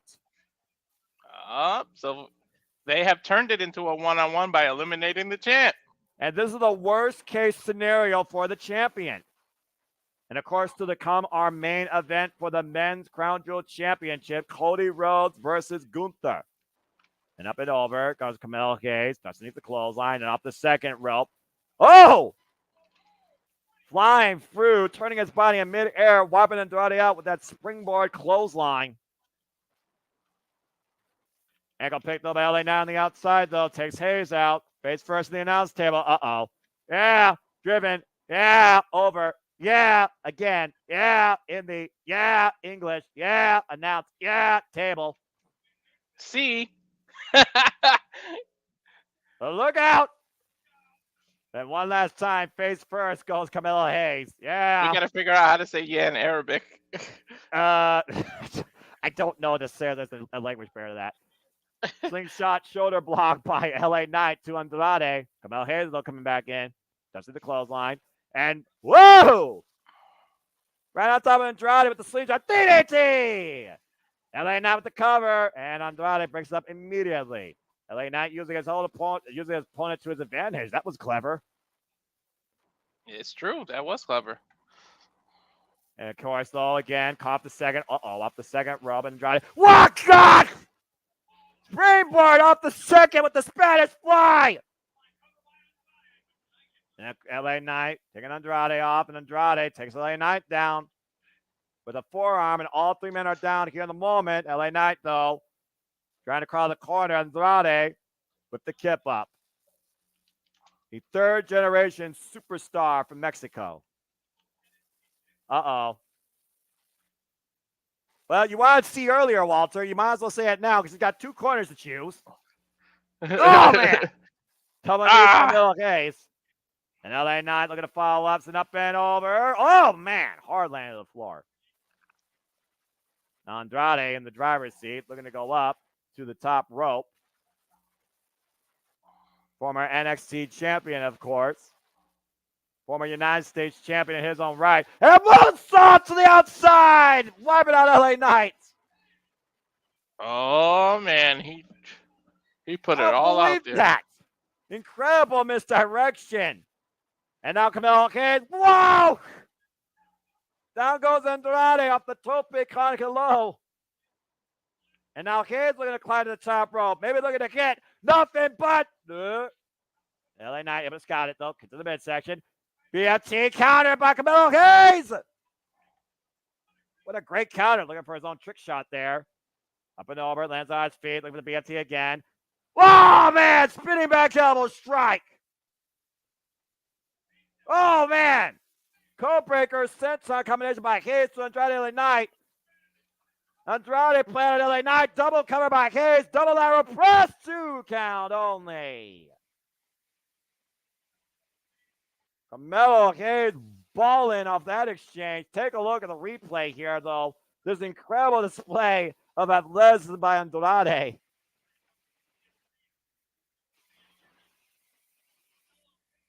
And then look at Camilo Hayes answering here. Twisting Andrade with a twisting net breaker. Landing on LA Knight, going for the double cover and gets a 2 count, Walter. Yeah, only getting a 2. Carmelo seems to be on fire now. What's it going for? Tornado DDT here? No, Camilo Hayes, though. Again, Andrade scouting it, though. Get to the midsection. Now looking at Carmelo up. What's this? Andrade. Oh, my God! Destroyer! Someone sold a destroyer. Look at that, AEW. Now Hayes and LA Knight both down.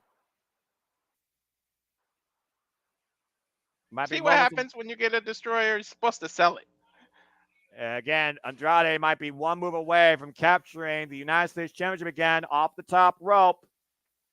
Andrade moonsault, forward moonsault, second moonsault, night cover, put the front leg can, saved by Camille Hayes. Damn, it's hard to keep track with this match. Incredible match so far by all three of these men. LA Knight just preserving his United States Championship. This is how much the U.S. title means to the three gentlemen. They're putting it all on the line. The crowd right now absolutely loving this matchup, and I absolutely agree. Of course, the United States Championship has such a long legacy and pedigree. LA Knight, by the way, the current 84th United States champion in WWE history. Will it remain that way, or will we see the 85th one by the end of this match? Camille Hayes climbing to the top and pulling Andrade as well. Both men eye to eye. Major risk here. This may get turned into a Spanish fly by Andrade. Will it pay off? Oh, man! I called it! Cover by Andrade, just the arm kick out, and here's a 2 off the freaking moonsault power slam. It almost seemed like Carmelo was the one setting up for the Spanish fly, and then he was backwards, though. Yeah, and turned his body in midair. Andrade, great counter. Now LA Knight, though, in the driver's seat off the second rope, looking down at both men. What's the megastar figured here? Yeah! Spin to the top. Oh! This time, no slip in that corner. Double cover kickouts. Double kickouts. These double pinfalls are insane by both men. It has become more than just a statement to win this championship. Look at this, though. Spring to the top, and somehow catches both men with a back elbow drop. Well, you got to think about it. There could be no controversy if you're doing a double pin. You pin both men. Andrade right now in the clutches of LA Knight. Camilo Hayes now finding reprieve on the apron, regrouping here. Knight with a shot of the Kindies. Back elbow strike, though, again by Andrade. Both men right now fighting for the well-being position. LA Knight rock, though. Camilo Hayes catches the drive with the Enziguri. Oh, God. Every time these two get on the top turnbuckle together, something spectacular happens. Yeah, hold your breath, I think is the words you're looking for here, Walter, and I agree. Andrade, once again to the top. And hey now, LA Knight lunging You're an forward. all-star. Oh, dear God. What the fuck? Up and over face first goes Andrade with the superplex for LA Knight, and Camilo Hayes saves himself. He might get nothing but net here. Camilo Hayes, nothing but net to LA Knight. Leg drop back of the head, 2, and no. Oh, I thought he had it, Noah. Split second away from a new United States champion. As we go to the replay, take a look at this, Noah. Boom. He got all of it. Avalanche guillotine leg drop to the back of the head and neck of LA Knight. And Andrade, second awareness. Andrade just happened to be at the right place at the right time. Luckily, he didn't land halfway across the ring. Once again, back to Andrade and Camilo Hayes. Get to the midsection. Double underhook. La Sombra. Oh. This has the potential to steal the night, Noah. Yeah, very possibly here. Andrade answers with a boot, though. Now Andrade catching Camilo Hayes again. Why the hell do these men love the corner so much? We've seen this before. Ooh, good counter. Whiplash effect. Andrade back first against top turnbuckle. Camilo Hayes up and around. LA Knight. Double BMT! Cover on Hayes. LA Knight retains! Oh, damn it. I got that wrong. Wow! BFT squared. Yeah! The stakes were high. The action was furious. And LA Knight once again comes up with the win. And that's not an insult. That is just a fact of life. Yeah! Finish. Look at the closing moments here. Up and around, Camilo Hayes trying to take Andrade down for a DDT. LA Knight comes in the back door. Double BFT for the 1, 2, 3. Pins Hayes for the victory. I don't know about you. I got a funny feeling LA isn't done with these two. Well, regardless, you're just going to keep talking about the United States Championship. And everybody's saying LA Knight. Yeah. It was Carmelo Hayes and Andrade's blood feud that cost them in the end so much focus on each other versus the champion. And LA Knight capitalized in the end. To your point, they're still yapping at each other from corner to corner. Look, they're mouthing off. Woo. Well, that was friggin' tremendous. Caper saying he's 5-0-1 because of the no contest. All right, seriously, you're 5-0, bro. Like I said, the match it was thrown out because it doesn't matter. Well, I know I busted on that one, but again, hopefully I don't bust when it comes to predictions for the grandest stage of them all. When Triple H asked if we're ready, from the City of Sin, the entertainment capital of the world, Allegiant Stadium will play center stage to WrestleMania 41 in Las Vegas. And will the final boss finish his story with Cody? And who will see Cena and try and claim glory? WrestleMania 41, April 19th and 20th, folks. Stay tuned. Holy hell. I cannot wait. That was a phenomenal match. That was definitely my match of the night. That was warfare personified. Everybody trying to outdo each other and outsmart one another. LA Knight, the smartest man in the room. I called it that they had the potential to steal. Well, we've seen a lot of things stolen tonight. We'll see who steals victory in Canada. Survivor Series War Games. Get your game plans in order. Saturday, November 30th. Stay tuned for more on that, folks. Courtesy of Simple Iowa Studios. Ay, ay, ay. And, of course, the absolutely gorgeous city. Also, Chelsea Green's turf from the Rogers Arena. Vancouver, British Columbia will play home to Survivor Series War Games Saturday, November 30th. The next time we come your way for a WWE Premium Live event and the last WWE Premium Live event of 2024 from the main roster. WWE doing 2 in the month of November. Survivor Series War Games. But again, tonight they're in the capital city of Riyadh, Saudi Arabia. And of course, immediately following the Crown Jewel, stay tuned for the Crown Jewel post show on our WWE social media platforms. I hope everybody's enjoyed our passionate engagement, our calls, the commentary. I hope you've all been thoroughly entertained and enjoyed what WWE has brought forward tonight, really demonstrating some strong professional wrestling. And of course, it's been a wild-ass night, Walter, and the action will continue this Monday night on Raw in Riyadh, might I add. There'll be a fatal four-way number contenders match for the World Heavyweight Championship. Sheamus, Seth Rollins, Damian Priest, and Dominic Mysterio. I feel like Dom might pull that one out. I feel like Dom's going to pull that out. I would be shocked. And of course, earlier we crowned the very first ever Women's Crown Jewel Champion. There you see the Men's Crown Jewel Championship.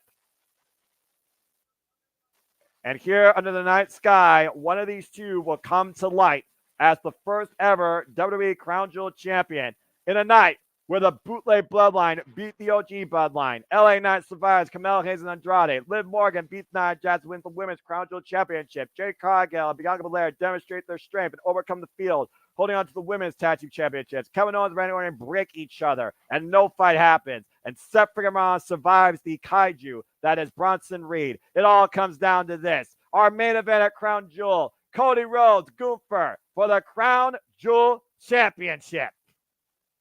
And we know the history. Gunther won the King of the Ring here in Saudi Arabia, so he's got a good track record here. We talk about the history of great champions, incredible moments. You see this throwback package here for the likes of Bret the Hitman Hart, Shawn Michaels, Sting, the American Dream, Dusty Rhodes, Nature Boy, Ric Flair, countless other immortals, Batista, Undertaker, John Cena, men that have thrived on the grandest stage, to call themselves champion, to stand above the rest, to capture the moment, to seize the glory, to make a boyhood dream come true. WWE once again changes the game with history made tonight at Crown Jewel. You gotta, If Kevin Owens didn't leave the arena and he took Randy Orton out, what role does he play in this match? Yeah, now I'm really starting to doubt my decision here, damn it. But it is what it is. I'm a man of my word, and everyone else is too. As we get ready for champion versus champion. Is it equals or is one truly secondary? Who is the best of the best? WWE may have booked themselves in the corner. Let's see how they get out of it. I mean, you figure about what ifs. This is a dream match when you think about it, if you're a fan of wrestling. Harley Race, NWA World Champion. Bruno Sammartino, record-breaking WWF Champion. Nature Boy Ric Flair, 21-time World Champion. Hulk Hogan, of course, record-setting WWF Champion, multiple-time WrestleMania main eventer. We always talk about fantasy booking. These what-ifs, these worlds collide, these crossing the lines. Tonight, we're getting something that people probably haven't thought about in Gunther versus Cody Rhodes. But the stakes cannot be high when it comes to both these men's pride. I would argue, Walter, Gunther is the greatest professional wrestler in WWE, but Cody Rhodes is probably right now the most passionate wrestler in all of WWE. Yeah, Gunther has brought prestige back to the sport of wrestling, and that I think that was his main goal. He set out to say that it's time to bring prestige back to wrestling. I think he has been wildly successful. I think even beyond his own imagination of bringing prestige back to the sport of wrestling. That was his mission. Mission accomplished, in my opinion.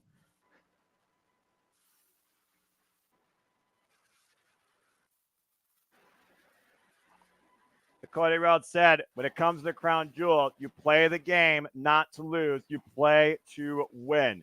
And will Cody do what's needed to win if the situation presents itself? It's Cody Rhodes and Gunther, first ever Crown Jewel champion.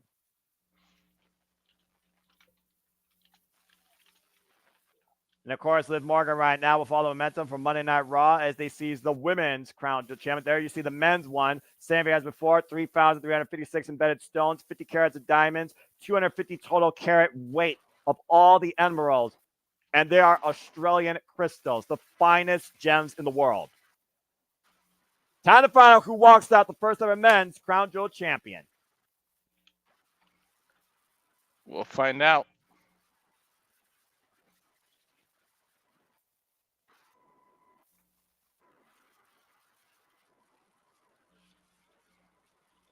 The Lingal Gunther, representing Monday Night Raw and our current World Heavyweight Champion, leader of Imperium, brainchild behind Rincon, former record-setting NXT UK Champion, and the longest reigning Intercontinental Champion of all time at 666 days, who won King of the Ring earlier this year in Saudi Arabia. There is only one Lingal Gunther, who is currently at 91 days as World Heavyweight Champion.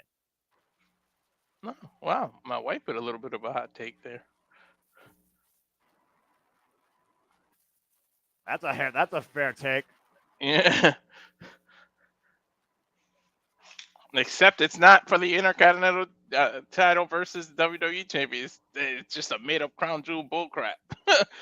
Well, I've already drawn Oliver tonight the freaking political standards behind this that throws off the WWE storytelling ecosystem. But that being said, as a fan of professional wrestling, I'm looking forward to truly seeing the best being brought out of each of these men tonight. And Gunther, again, bold statement. He says tonight he plans to put Cody Rhodes to sleep.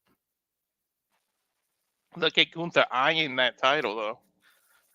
Gunther knows what this means, and so does this guy. I wonder if that winning this title means as much as just I beat Cody. He has to prove himself superior. I don't think that Crown Jewel Championship means as much as Gunther's just pride of saying I'm the better man. Well, Gunther literally calling Cody Rhodes a secondary champion fuels that statement. I think him beating Cody is the Sunday, and then that title just happens to be the cherry on the top. No doubt. Well, first off, we know what we got to do. Out the curtain, lights go up, I'm home. Whoa!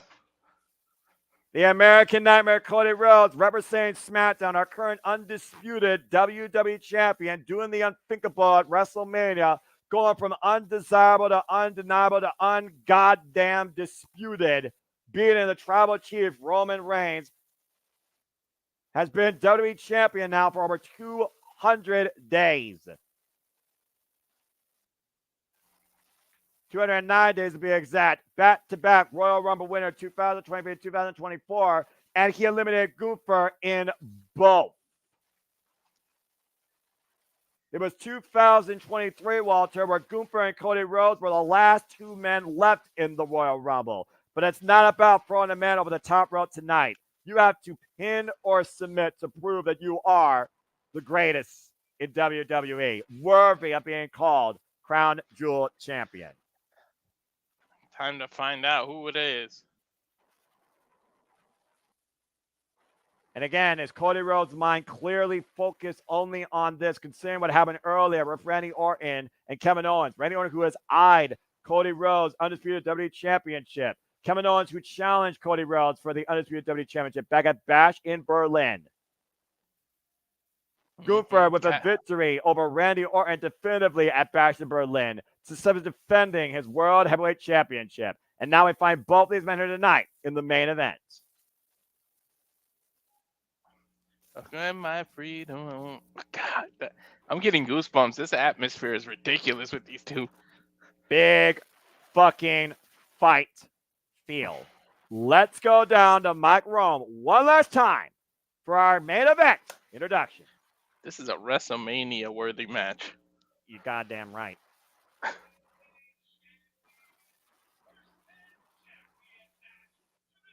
Champion versus champion. To determine the first ever men's Crown Jewel champion. Champion!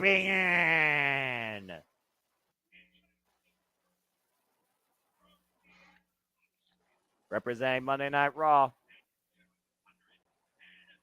250 pounds, 6'4", 37 years of age, 18 years of wrestling experience, trained by the likes of Tatsuhiko Takiwa and Tomohiro Ishii, the Lean General Walter Gunther.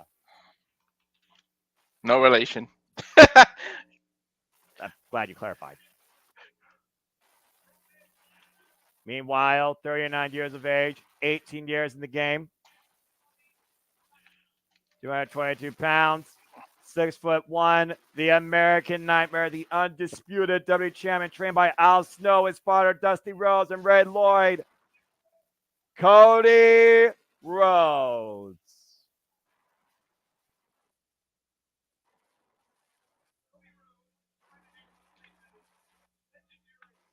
Trying to do something legendary to his father, winning this title. Add to his legacy that he's already building. Well, again, we talk about the legacy of the Rhodes family. Meanwhile, you talk about the supremacy of Gunther, though, in professional wrestling. And again, this is for the first ever men's Crown Jewel champion. And Cody Rhodes is no stranger wearing a Super Bowl-esque ring on his finger if you followed his run in Ring of Honor. We talked about before, Walter, Cody Rhodes, Golden Goose, the face of WWE. Gunther, though, literally the most no-nonsense individual in the entire professional wrestling landscape, arguably. Gunther, of course, doesn't care about all that accolade, all that marketing, all that publicity. He cares about proving the honor and prestige of this sport.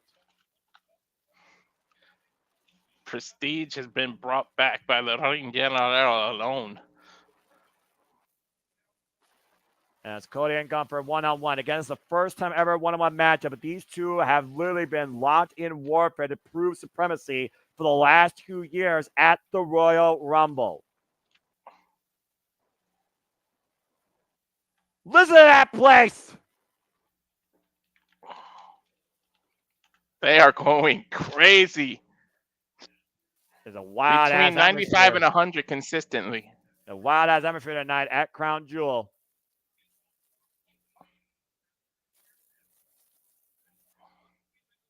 Right What now, it is the looks like strategy here for each man? Well, we know that both men are incredibly technically mat savvy, but I look at the aggression of both men. I think Gunther is more the aggressor. If he could find a way to isolate Cody Rhodes, who still to this day wrestles with a repaired torn pectoral muscle, and we know that Gunther's ace to hold is the chop, that's Gunther's ace. Cody Rhodes, though, needs to dissect Gunther. He needs to take him off his feet and take him down to the mat, especially with Gunther talking about how he's trying to put Cody to sleep. And you see Gunther right now immediately going after the arm. Yep. I have to go for Gunther. For those that don't know, I mean, he's the whole influence behind the kind of haircut I got. Look at that. That's fair. That's Walter. That's Walter / Gunther all the way. Gunther, of course, who has a made man, the lean general, former multiple-time WXW World Heavyweight Champion, Progress Atlas Champion, Over the Top Rope World Champion. Everywhere Gunther has gone, he's brought prestige to that mat and World Championship accolades. And you can't go for too big of a risk here. You can't get too full of the moment. And I think that also plays to Gunther's advantage. Gunther is not going to be swept in by the WWE Universe. Cody Rhodes is more susceptible, I think, to the people's reactions. It's defined his whole career. Yeah. And it will define their legacy. That's what concerns Gunther. His legacy and the prestige of the sport. But Cody's also concerned with his legacy. So we got to see who puts another notch in their legacy. Yeah, it also comes down to who can handle that pressure. Cody Rhodes has risen to the occasion, but we've also seen him fail in big time situations. Gunther has rarely ever failed. We talk about how many people have beaten Gunther in WWE alone. 4 people, and he's beaten them all to this point. Yeah, and Cody, to be honest, he's stepped up to the plate, but he shows emotion a lot. Look, and now he what he did to Kevin and everything. We've seen this vulnerable, emotional side of Cody. So a chink in the armor, if you will. Gunther doesn't give a shit. There is no emotion behind Gunther. He just cares about prestige. He couldn't care. It's like water off a duck's back. He can care less about how people react to him, how they feel, as long as he builds the legacy that he wants. That's all he cares about. So Gunther may have an advantage just because he doesn't have any emotions attached to anything. Cody Rhodes right now isolating Gunther, keeping control of the left arm, trying to keep Gunther off his feet and neutralize his power, preventing Gunther from even trying to pull off a chop. Now the Irish whip finally forces the break. Shoulder block takes Cody Rhodes down. And once again, Gunther trying to establish dominance, the headlock takeover, taking Cody down to the mat. And again, Gunther says that tonight he will put the secondary champion to sleep. Gunther closing He may space very right well now. do it. Yeah, That Gunther sleeper closing has space now. That sleeper has put down many of people. So don't think Yeah. it isn't behind. It isn't beyond Cody to be put to sleep. To your point, the last time we saw Gunther use a sleeper to put someone to sleep, it was Sami Zayn. Sami Zayn tried to get to this point tonight, and he failed. Sami Zayn was the last blemish in Gunther's career. After Gunther lost the Intercontinental Championship to Sami Zayn at WrestleMania, Gunther remediated that loss and avenged it in the main event of Monday Night Raw, successfully retaining his World Heavyweight Championship and keeping this match to where we are today. I don't care who you are, how tough you are. Anyone can be put to sleep. Yeah, especially with 250 pounds laying across your chest. Look at the way that Gunther's holding on to the head and the way that he's keeping his body towards Cody at all times. And Gunther choked out Cody Rhodes this past Friday on SmackDown just to bring people up to speed. And Cody for crossroads and snapmare. And again, Gunther once again looking for the sleeper hold. Cody once again, though, forcing the break. Stalemate in this early feeling out process. Listen to this crowd, man. Cody Rhodes, of course, having the accolade in his own right in and out of WWE. Former NWA World Heavyweight Champion, A1 Tag Team Champion, Ring of Honor World Champion, multiple-time AEW TNT Champion, and former IWGP United States Heavyweight Champion. These fans are absolutely passionate, and I freaking love the unfiltered feel and nature of this professional wrestling fan base. Look at that sign in the background. It says King Gunther. I mean King. He put it down now, but it said King General is what it said. But The King General. supporting That's Gunther. right. That's fair. Just bring people up to speed again tonight. It was the bootleg Bloodline that beat the OG Bloodline. Bianca Belair and Jade Cargill retained their titles. Seth Rollins beat Bronson Reed and the jabs. Looking for a little bit flip-flop, fly by a couple. Oh, my God, that chop. You don't have time to be doing that dance with Gunther. And Gunther mocks freaking Bret the Hitman Hart here. The best there is, the best there was, the best there ever will be. Kevin Owens and Randy Orton ends as a no contest as chaos ensued. LA Knight defended his United States Championship successfully, and Liv Morgan became the first ever women's Crown Jewel champion as we are here at our main event. And I need Gunther to pull this out so I can at least be 5-2. Or 4-2, because one doesn't count. Considering there's only one event left in the WPLE Predictions League, this is make or break for several people. Mm-hmm. And Cody Rhodes right now just throwing himself in the Goober. Superstars beat. Whoa! And then chilling by Gunther. Gets the midsection. There's that vintage shot by Cody Rhodes. Pulls on again. Rod Scooper, but Gooper still remains standing. And Cody Rhodes again just throwing himself into the lean down the road. Refuses to go down. Trying to wear him out and send him to the outside with that last shot. Gooper, though, immediately, back up on the apron. And Cody Rhodes in the driver's seat, looking to regroup out of the corner off the second. Con with a kick. Gooper rocked now to the announce table.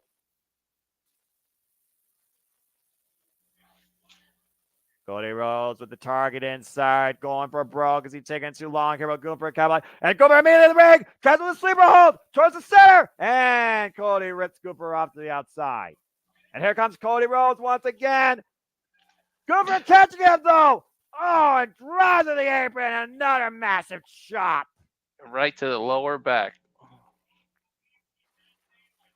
And a scoop slam on the floor. Right to the same area of the back that just hit the apron. You see our official, of course, in the ring, starting the 10 count. This match could end here via count out. And Cody Rhodes right now trying to get wind back in his lung. Down and out for the moment. Referee count to 4. Gooper back to his feet. Cody Rhodes makes his way back inside the ring. Forces the count to stop. And Gooper back in the driver's seat. And the thing about Gunther, though, we talk about the biggest strengths of Cody Rhodes and Gunther. Cody Rhodes, it's will. It's passion. Gunther, it is a relentless, forward, aggressive nature. Gunther is a machine in that ring. Fans, of course, Lily and Cody Rhodes on here, though. Still with magic spread for both. And Cody Rhodes slips out from underneath. And trying to hoist Gunther up. And again, the damage to the back. And the clubbing shot. Drives the American Nightmare to his knees.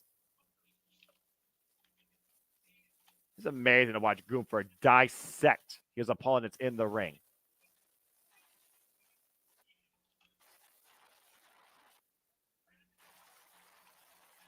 And damage already done. Go ahead, Walter. Yeah, I was going to say, Cody already grabbing at that back. Every move has been wincing him in pain. Well, again, Gunther has focused the attack on the lower back for the time being. The bottom line, Gunther wants to win. Simply put, Gunther wants to win. Nothing else matters after this, just the win. Cody Rhodes, he wants this for so much more, like you said. The prestige, the legacy, the history. Big scoop slam again by Gunther.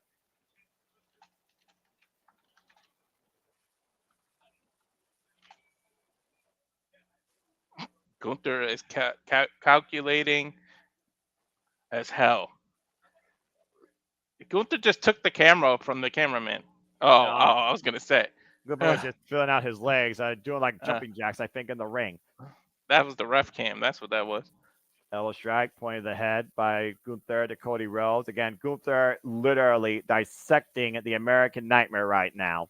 Slow, methodical approach. Big boot, though, catches Gunther coming in, and Cody Rhodes trying to look for a reprieve in this match. Once again, trying to hoist Gunther, but the back came out. Lateral press, 2 count only. And that moment right there almost cost Cody there, Walter. Yeah. I mean, there's a reason he worked on his back that whole time. And the last time that Gunther lost, in case people are wondering, prior to WrestleMania, was against Braun Breaker in the Rainbow Bright NXT. The lights are out here, and the Fireflies right now bring the decibel meter close to 100, trying to will the American Nightmare back into this fight. And this is a fight. The crowd seems to be split, though. Half are for Gunther and half are for Cody. Yeah, look at this abdominal stretch, the chin lock applied while just hyperextending the arm right now, forcing Cody Rhodes to exhaust even more air. Massive chop to the back. Abdominal stretch is so intelligent because remember, Cody in that Hell in a Cell against Seth with that crazy ass pectoral where he had to have surgery. You got to test it by doing the abdominal stretch there. And you also got to consider that Gunther knows he could choke Cody out. And you notice every time that Gunther goes for that sleeper hold, Cody immediately goes into that emergency mode, tries to rip Gunther off. So Cody knows that Gunther can literally put him down and out. That's got to be wearing away on him as well. The pressure that Cody Rhodes has to be under right now, not only as the face of WWE and the undisputed WWE champion, it's got to be immensely greater knowing that he's in the ring with Gunther one-on-one. As we get a wave in a desert. Well, I mean, there's sandstorms out there. I guess they have waves. I don't know. Gunther right now, again, is not being taken away by this freaking audience. Gunther having a little bit of fun, though. I mean, for those that say that's what I meant. Gunther could care less. He couldn't care less. That's what I love about him. And he humors it. He humors it. Cody Rhodes once again back inside the ring. And the assault once again back on the arm by the Ring General. And another chop. The grimace on Cody Rhodes' face in the open, gasping maul. And again. And once again, arm wringer. Might be looking for a big clothesline. Cody Rhodes flying back though. Hoisting up Gunther. Massive power slam. And immediately falls to his knees, favoring that lower back. And if nothing else, Walter, Cody Rhodes has breathed some new life into this match for the moment. Yeah. And how much does for Cody the have moment left? is the key phrase in there.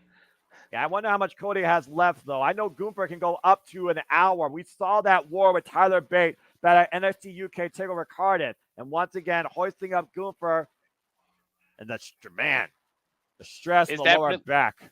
Is that really smart, knowing the condition your back is in, to try to hold somebody who weighs 250 plus over your head for that long?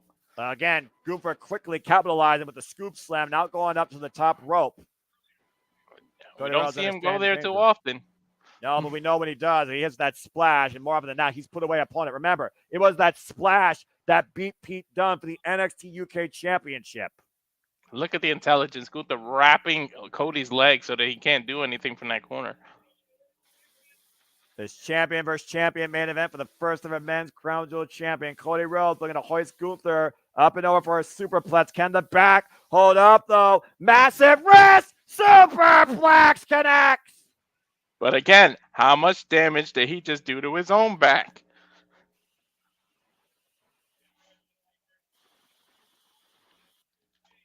How much does pain drive a soul?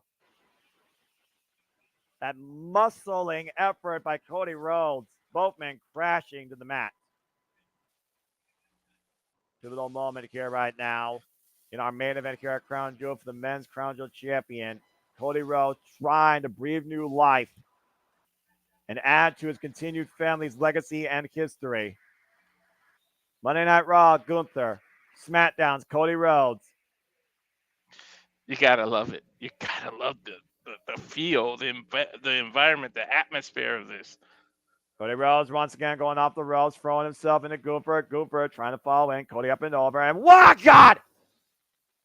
Shades of Randy. Shout out to Randy Orton with that power slam. But you can say what you want about Crown Jewel being, B PLE, but look, it delivers every time. I think it's more so the fact that we're in the Patrice Levesque era. This is the first time it's truly delivered top to bottom. Flip, flop, and slide. Bionic elbow connects. I love the little dance to shout out to his dad.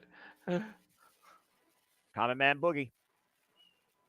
And Cody Rhodes firmly back in the driver's seat again. Chance waiting out here for the American Nightmare. Cody Rhodes squaring off Gunther for a possible Cody cutter. Is it enough here? Hook of the leg, middle of the ring, kick out at 2.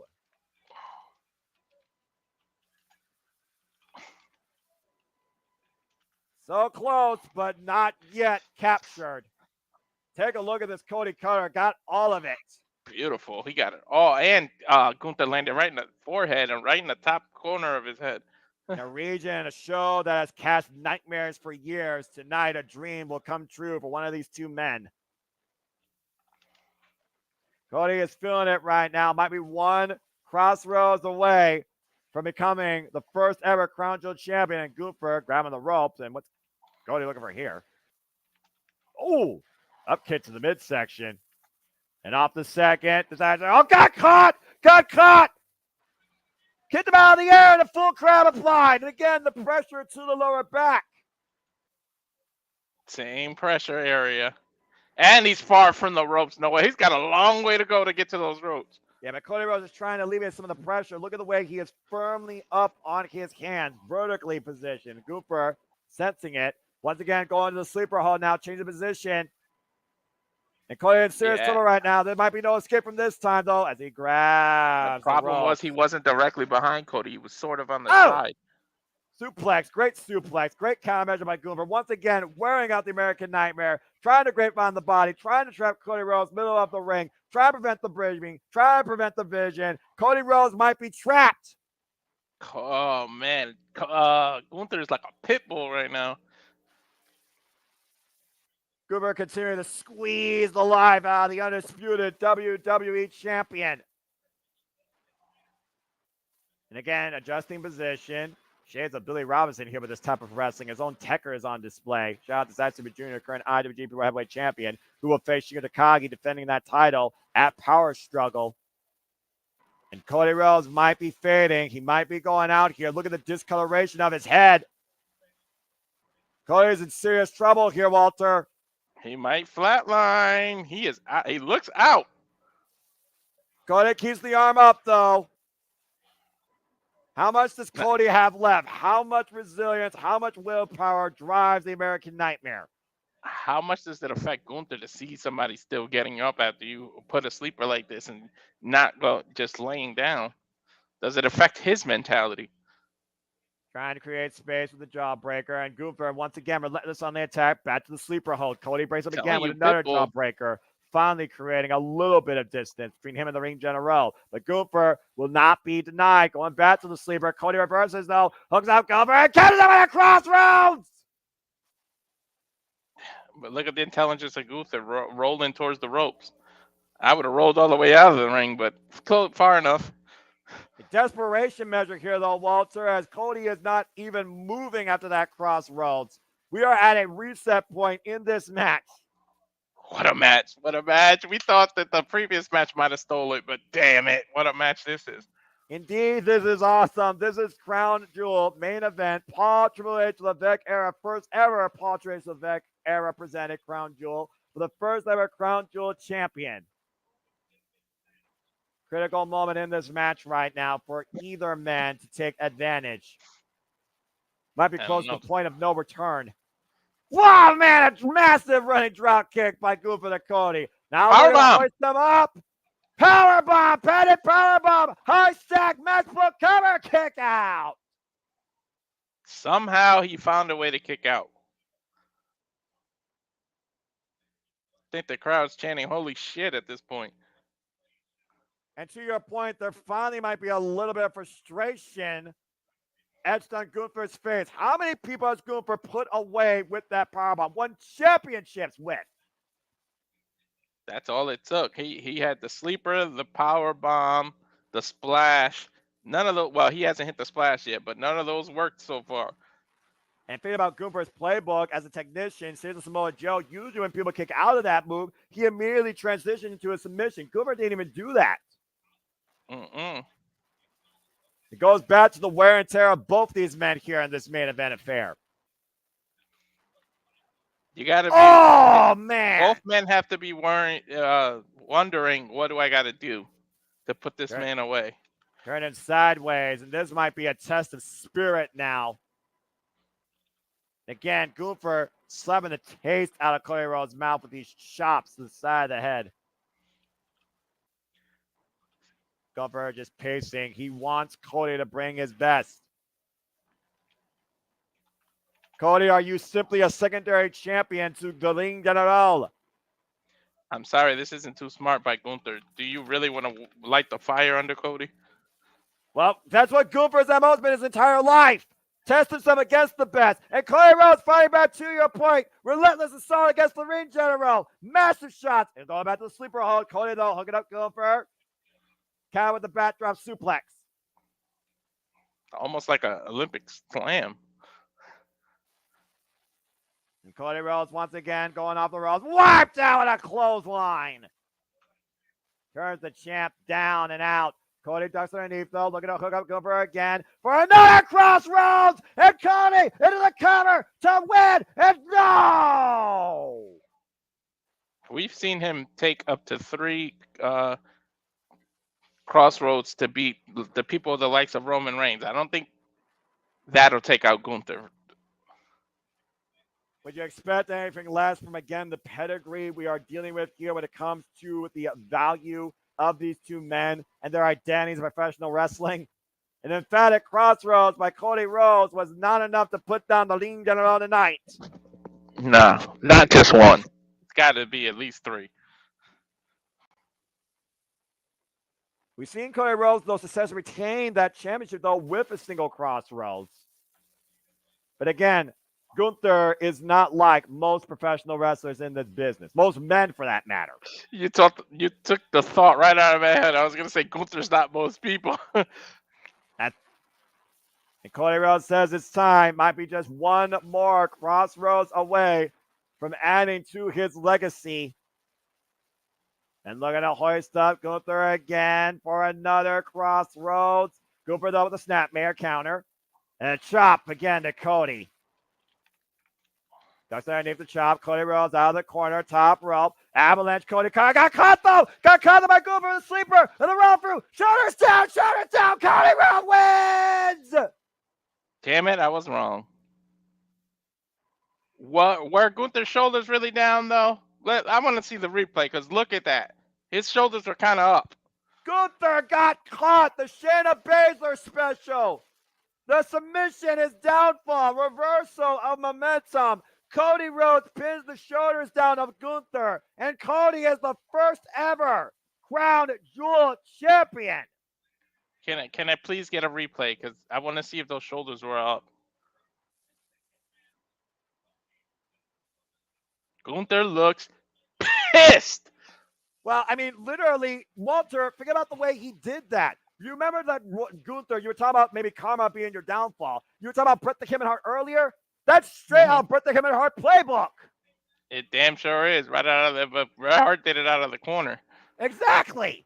Take a look at this. That drop kick, that power bomb. We thought this was it. We thought the American Nightmare was done for. High stack, all the body weight, and somehow it was not enough. And look at the chop. Look at that chop. Look at the chest. Concave. An Oh, it incredible looks so impact. much worse than in slow motion. Again, the impact behind Gunther. The test that the Ring General puts you through. And then Cody Rhodes with an emphatic crossroads, but the Ring General survived. And again, it still wasn't enough. Out of the top rope, looking for the avalanche. Cody Cutter caught in a sleeper, roll through the shoulders. They were playing down, See? Walter. No, wait. Look at his left shoulder. Referee in per position. Gunther realized that he got caught. Cody Rhodes, sheer awareness and willpower. Tremendous show of respect amongst two of the greatest individuals in the professional wrestling business. Congratulations, Cody Rhodes, the first ever WWE Crown Jewel champion.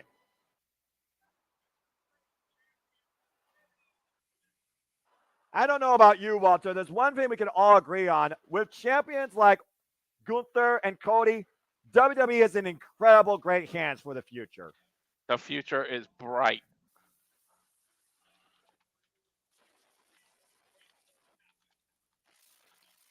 2 captains of the ship, both very capable. And I would love to see this ran back at some point. If they actually kept the brand separate, it would be 2 captains like that. Yeah, right. And again, folks, the Crown Jewel titles will stay here in Saudi Arabia at the WWE Experience on display. But Cody Rhodes and Liv Morgan will each receive a Super Bowl-esque ring commemorating the history they made as the first ever Crown Jewel champions.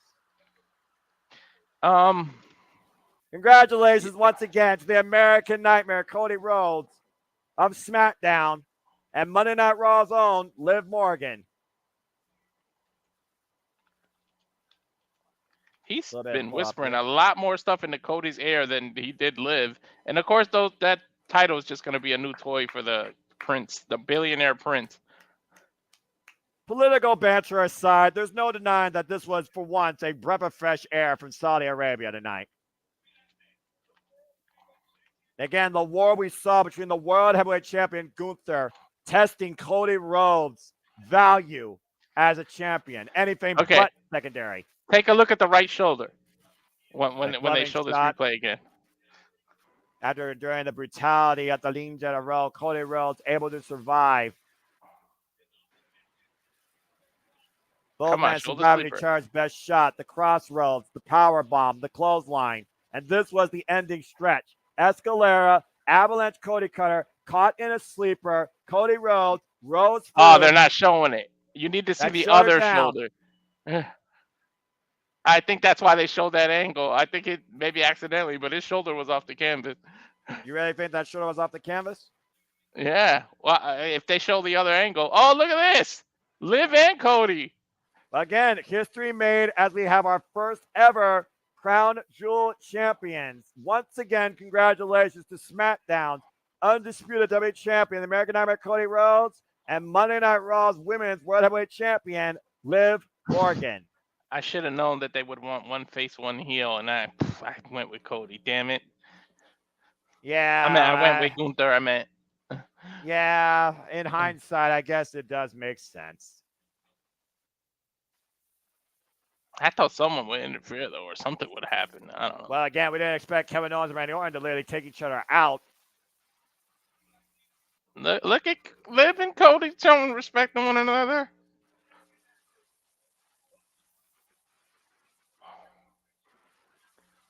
That title looks heavy as hell, though. Both of them and I hope they don't try to sell that crap, because you people don't need to buy that ugly-ass title. Please save your money. This idea, of course, of champion versus champion with so much on the line brought to life tonight as we crown the first ever WWE Crown Jewels. What did I say? Look, Noah. Cody's got the title on and it reaches his pecs. I told you. I said dynamite and crushed the chest plate. But in the meantime, Crown Jewel, we have crowned our first ever champion. So it is time for us to conclude. Thank you, everybody around the world, for tuning in to the Peacock if you choose. And for those in and out of YouTube that tune into our coverage for the Rage of Wrestling, Walter Cruz, I'm Noah Foster. We hope to see you later tonight for the Saturday shenanigans. I'm going to play the trailer once again, and then we'll say adieu. Yep. And again, thank you all for tuning in. Stay tuned for what's ahead, currently at the Simulable Studios. And until next time, adieu. Congratulations to Cody Rhodes and Liv Morgan once again. WWE's Crown Jewels. And now for a taste of things to come.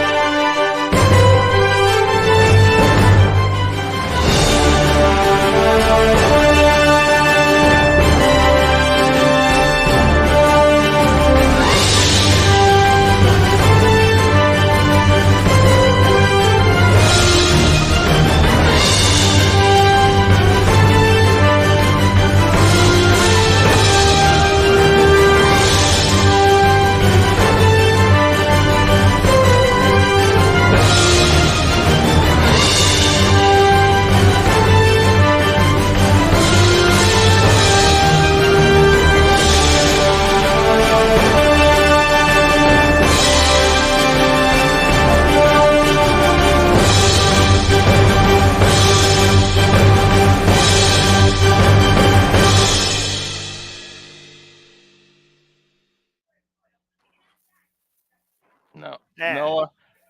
Well, let me do your stick, and then I got something to say. Go for it. Again, folks, we do this because you guys carry forward the passion as we cover, encourage, encompass all things professional wrestling. Damn it. And I only wish to remind you on the winners, the losers, no better. It's just fans with opinions with this passion we all share. At the end of the day, support one another, respect your protect your mentality too, treasure your families, and just enjoy life and enjoy professional wrestling. It's truly as simple as that. Walter Cruz, take us out of here. No, I watching that preview, Noah. You know I love you and I love wrestling.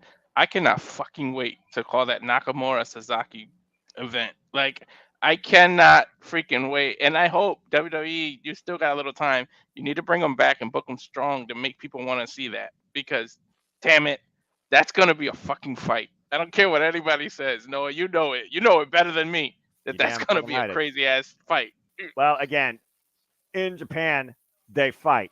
In America, they wrestle. But in the world, professional wrestling exists. Well, good night, everyone. Thanks for watching and tune in at 11 o'clock Eastern, 8 o'clock Pacific for the Saturday night shenanigans. Adios. Have a good night, folks.